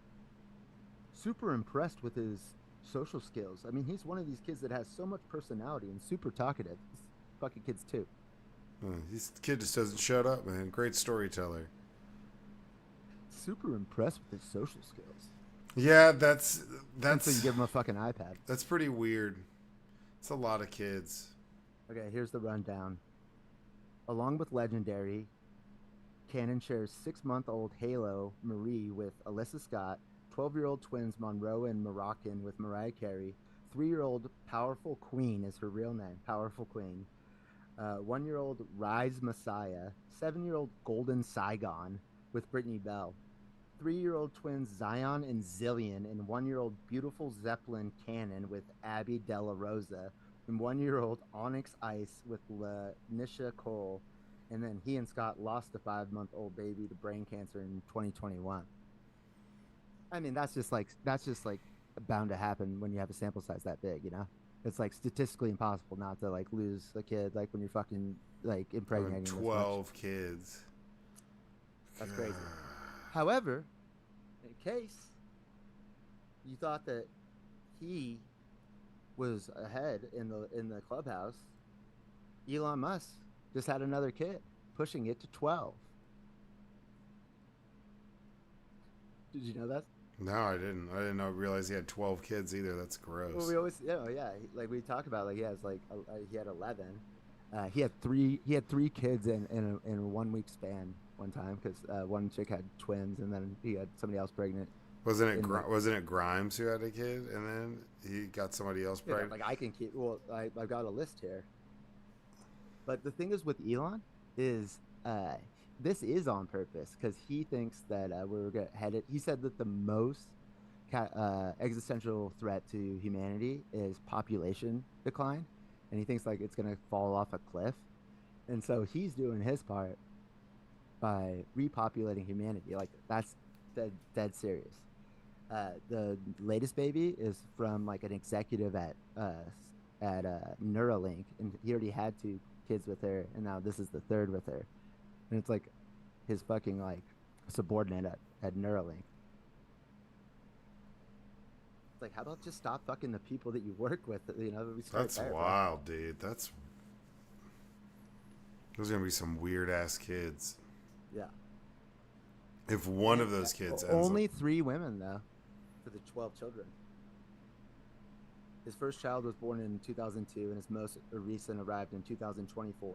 The first 6 children he shares with his ex-wife, Canadian author Justine Willis. After first meeting as students at Queen's University, Ontario, Canada, the SpaceX CEO wed Wilson in 2000, but after 7 years of marriage and 5 kids, the couple officially divorced. Sick, dude. You know.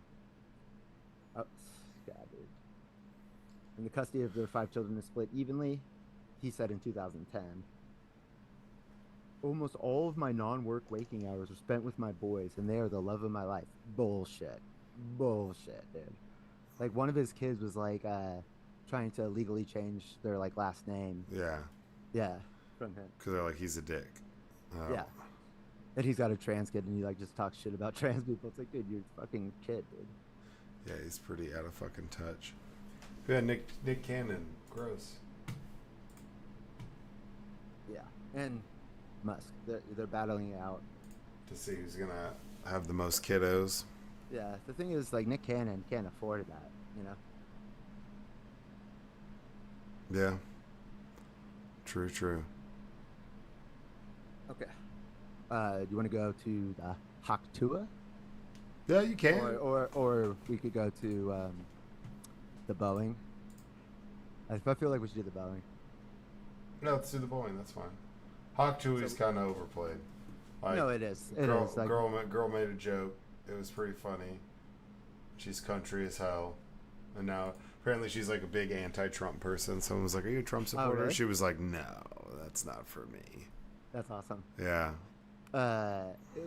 We were all, like, a lot of us saw it for, like, the first time when we were in Joshua Tree. So, like, it was kind of like the inside joke. So we've been, like, kidding around about it. So my poker avatar profile pic used to be friend of the pod, George Santos. And then I changed it to Marjorie Taylor Greene when she's like in her like fur coat yelling at Biden like at the State of the Yeah, Union. that's a good one. Yeah, so pending approval, it takes them a couple days to review. I've now updated it to Hawk Tua Girl as my profile pic. Okay, that's fine. On the gram, I changed mine to Sinbad as the bad guy from Jingle All the Way when he's wearing the super suit with his brain out. And he's like, "Give me that Turbo Man." I made that my avatar. Good, good dude. For poker. Not for poker, just life. So we talked about on a previous episode how Boeing is just a fucked up shit company, like Mm-hmm. corrupt assholes.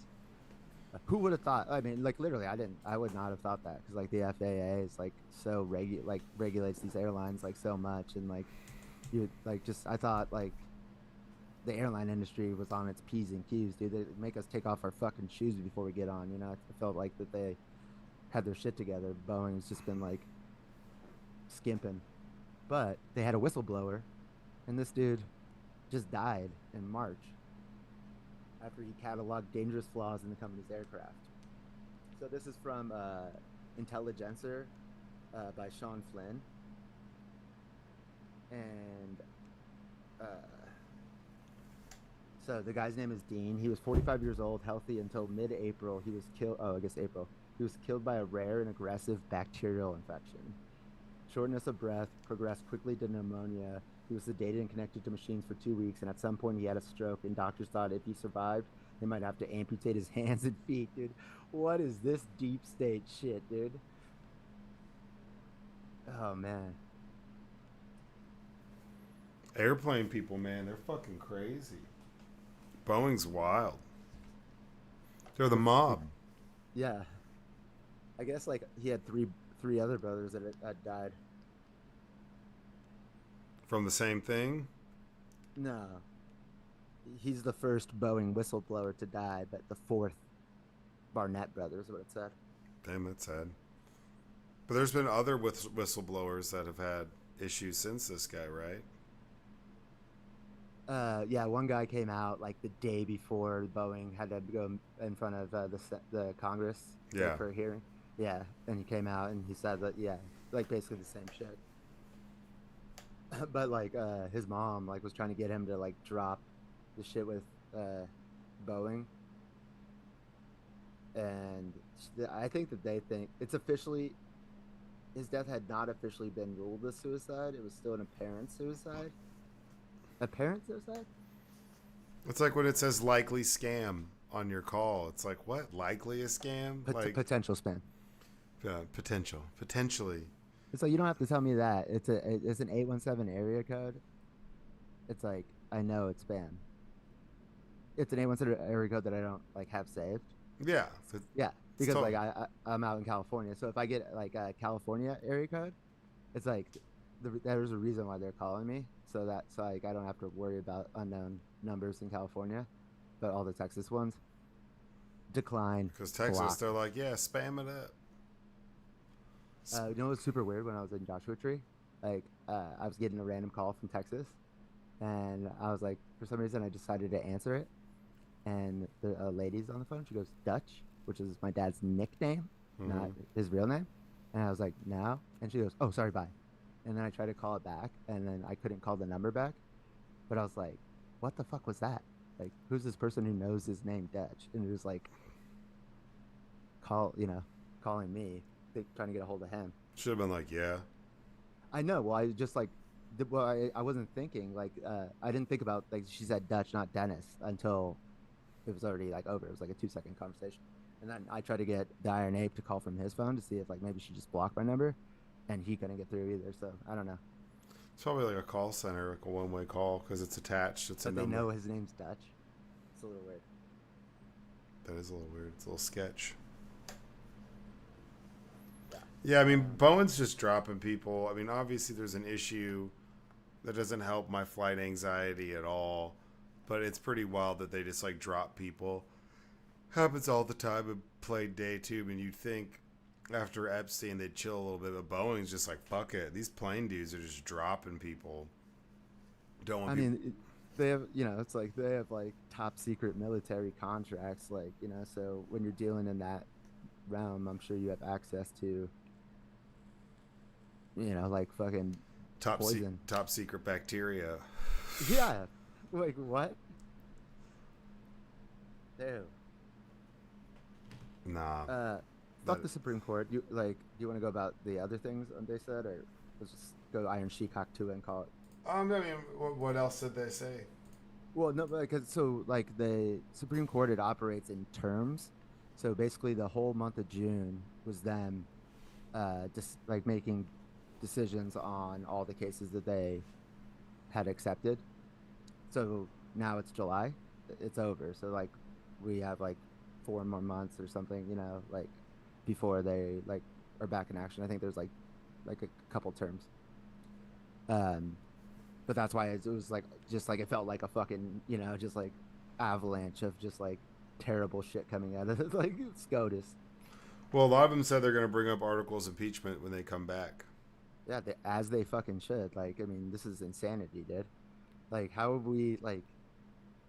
Because like, what are the fucking American people like? It's like we wowed the fuck out, because like we saw George Floyd get killed, like, the Supreme Court, just blatantly, like taking like away like our democratic like values and checks and balances. Oh yeah, Dude, like I could see people popping off here like at the end of the summer, like mass fucking protests. yeah. Same, like they're so fucking cocky and just they have no idea like the real like harm they're causing like so many fucking people, or they have no idea that they're like there could be repercussions. It's just like it's like they're I got a lifetime appointment. Nobody can fucking check. Who gonna check me, boo? You know, and it's time to check them. And articles of impeachment would at least I don't think the Republicans, because you need to get 67 votes to convict.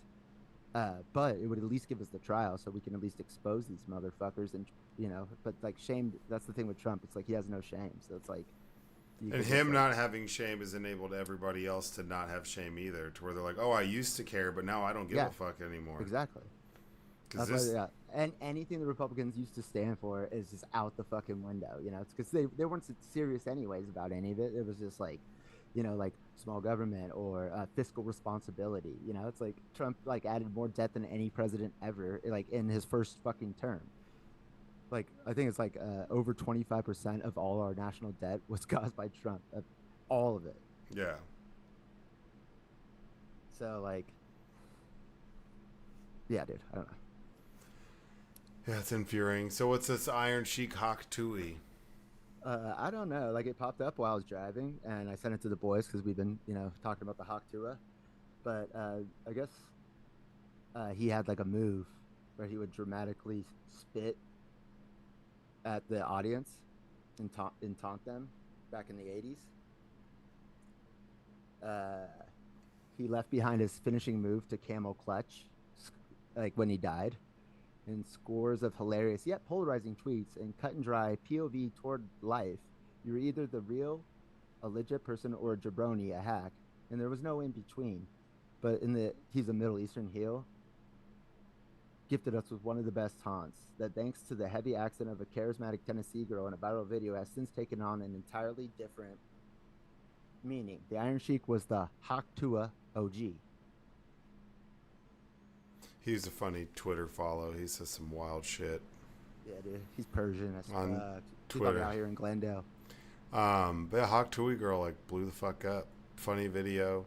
And yeah, I mean, it's different than just doing that and then him like spitting on a crowd of random people. I guess you signed up for it if you're in the spit zone and the Iron Sheik's wrestling. You want to watch the fuck out, You're dude. Blessed. You're blessed. Yeah, good problems. Terrible. That sounds bad. Just like spit on me, dude. Spit on me. Hey, steroid, GHB, coke spit, just like on you. Because those guys were all they used to do GHB all the time. They used to microdose or dose themselves with GHB because it has one of the effects of GHB is it releases and creates human growth hormone. This is true.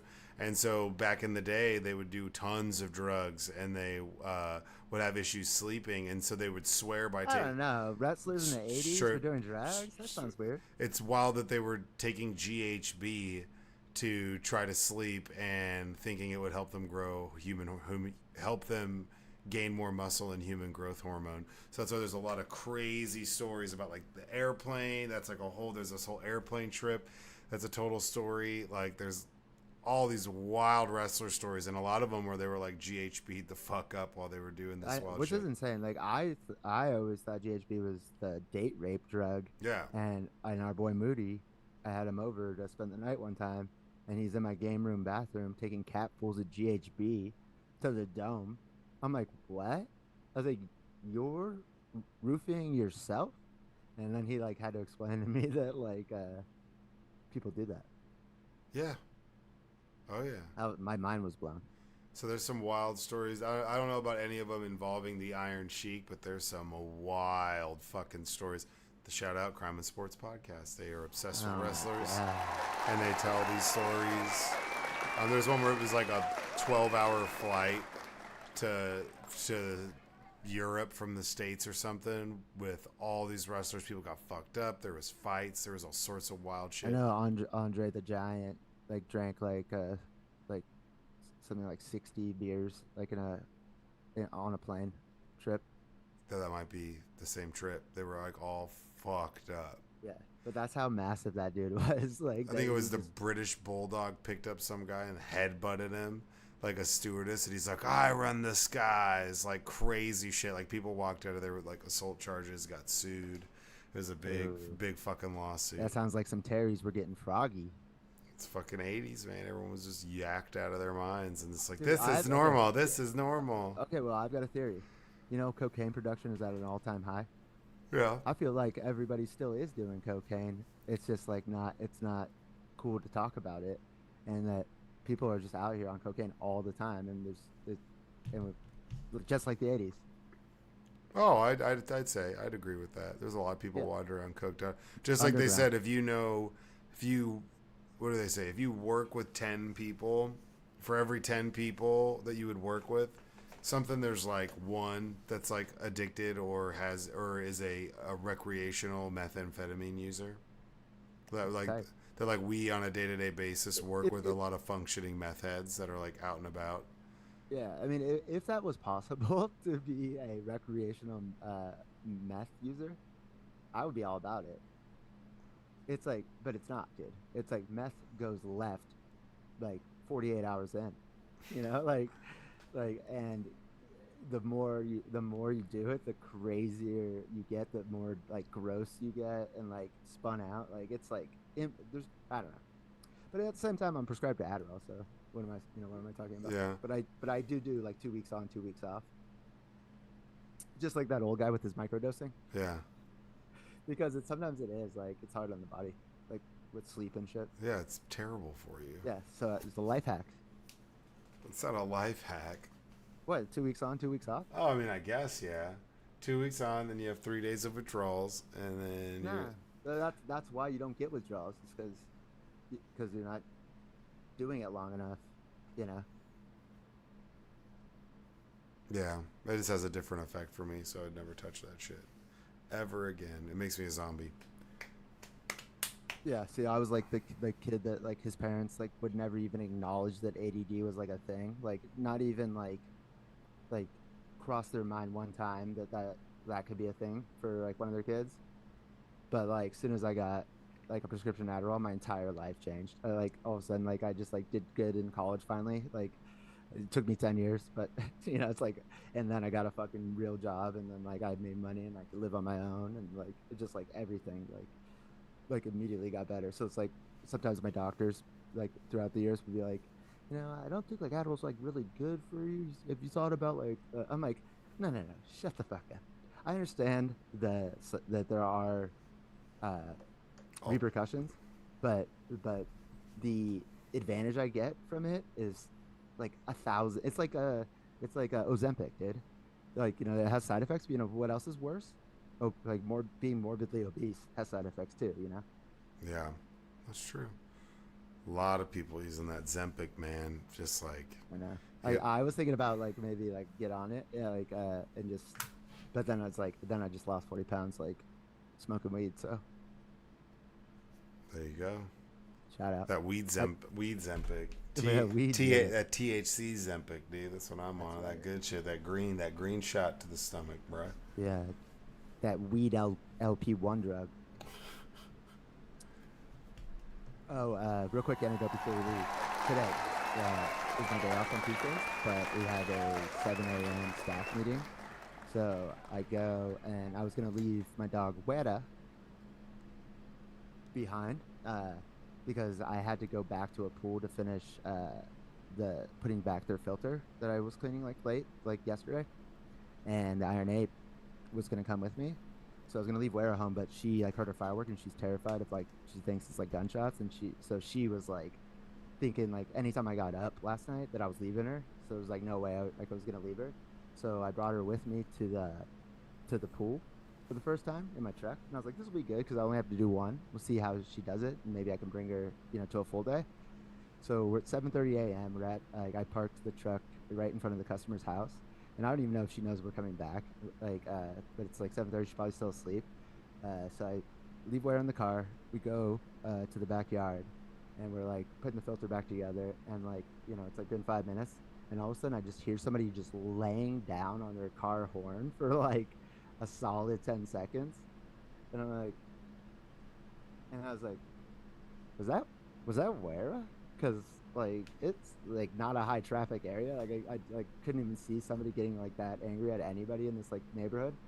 And so I go back out there, and it was that fucking bitch Wera in the front seat. Like she backed her ass into the horn and just laying down on the horn right in front of the customer's house at 7:30 a.m. Dude, like a bitch.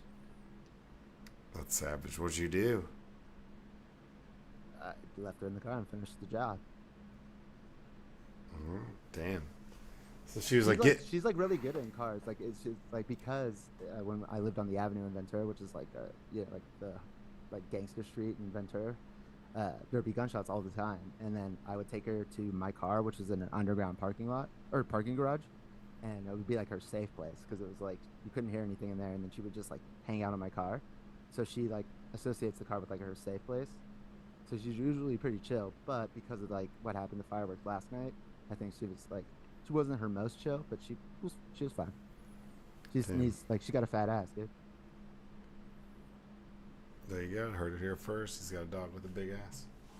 Hang on. Shout out. With a yeah. That dog's got, bro. No skibbity. No skibbity, no doubt. No skibbity.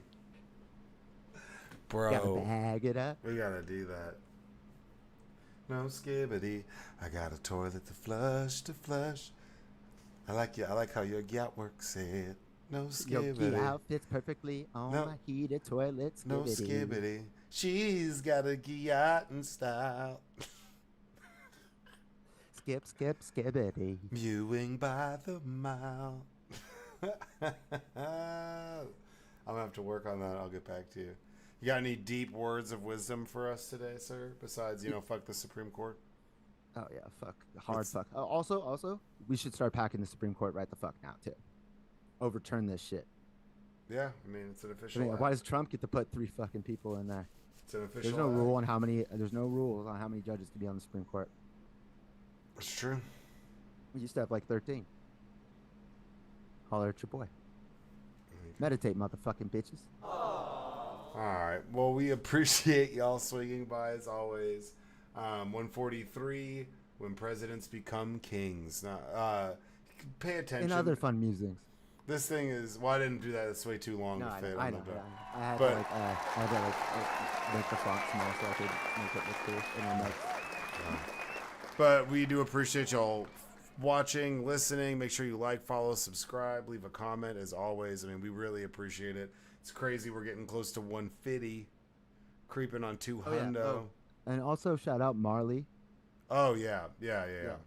Yeah, we got some like a really good like a message from Marley, who was a guest on our podcast, episode 77, Russian Roulette. Go check it out. but she actually had passed away. It's coming up on a year. That's what her mom said. We had her on about a year and a half ago, and her mom. I posted the episode to her Facebook page after like I found out she passed away, just in case anybody like in her family might like didn't know that she did that and might want to like listen to it. Well, that was like a couple months ago, and then her mom actually just listened to it, and she was like thanking me so much that she got to like listen to her daughter for like an hour. You know, just like Let's miss her voice, her laugh. What'd she say in the message? Her Veronica. What was it? She said that's the most clear I've heard her, which means that she's listening to voicemails. It means she's listening to things that she has to hear her voice, and the fact that that episode like gave that mom some solace is super fucking awesome. When you sent me that with all the other stuff we've had going on in our own personal lives with the loss of somebody that was close to us and others, you know, that we've gone through in the past week, like I kind of needed that.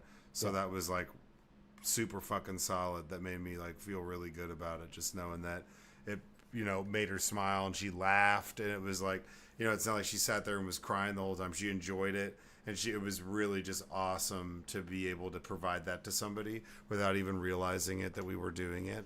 And that's kind of I mean, that was kind of like the idea, but like to get that like, but to get that validation, from the ultimate validation, the woman that like raised that badass chick, right? So it's like, so I talked to her like a little bit more from what I sent you after that, and she was like, and she said like I was re-listening to it, but I didn't get to the end, so I didn't hear this part. But she was like, and it was so great hearing how she spoke about me and her dad lovingly, because she said that she honestly did like her biggest fear was like that Marley would never like realize how much like they loved her and like cared for her, and so like her saying, I guess she said something about them on the podcast. And well, I'm sure, like that's got to be a little bit like it's a genuine closure that she, you know, that's for her, right? Yeah, like that's something and to hear it from her, to be able to hear, that's huge, because you know a lot of times you don't get those opportunities to hear that from people. So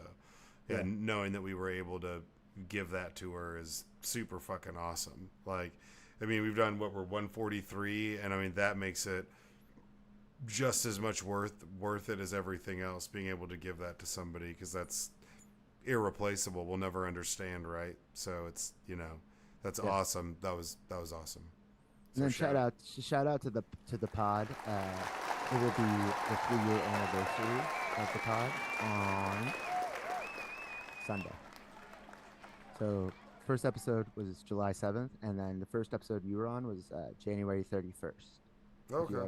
I want to keep that in your memory box. And then last thing is Spotify is gonna put on a webinar for me to show how to. I don't know if you've seen on Spotify, you can put video in it now. Yeah. So I'm gonna figure out how to upload our videos so you can just get them on Spotify as well. Okay. Hell yeah. Cool. Well, fuck yeah. Okay. We'll just whatever. No, I mean, but y'all like, follow, subscribe, and that'd be badass. Yeah, I mean that'd be fucking awesome if you were able to do that. That'd be sick as shit. Yeah. I mean, we just rip it straight from here and we do it live every time, which is kind of wild. Do it live. Fuck it, we'll do it live. Go, damn it. Go fuck yourself. Yeah, but I mean, it's crazy how long we've been doing this, but it's like it's a lot of fun. So. Now, we appreciate y'all. Like, follow, subscribe. Keep up. Please leave comments. Send us questions. Talk shit. Or get off the fucking pod. Love you guys. Be good. Be safe. Stay out of trouble. Don't get arrested. It's a holiday week. Courts close early. And as always, go fuck yourselves. Shout out. Recording stopped.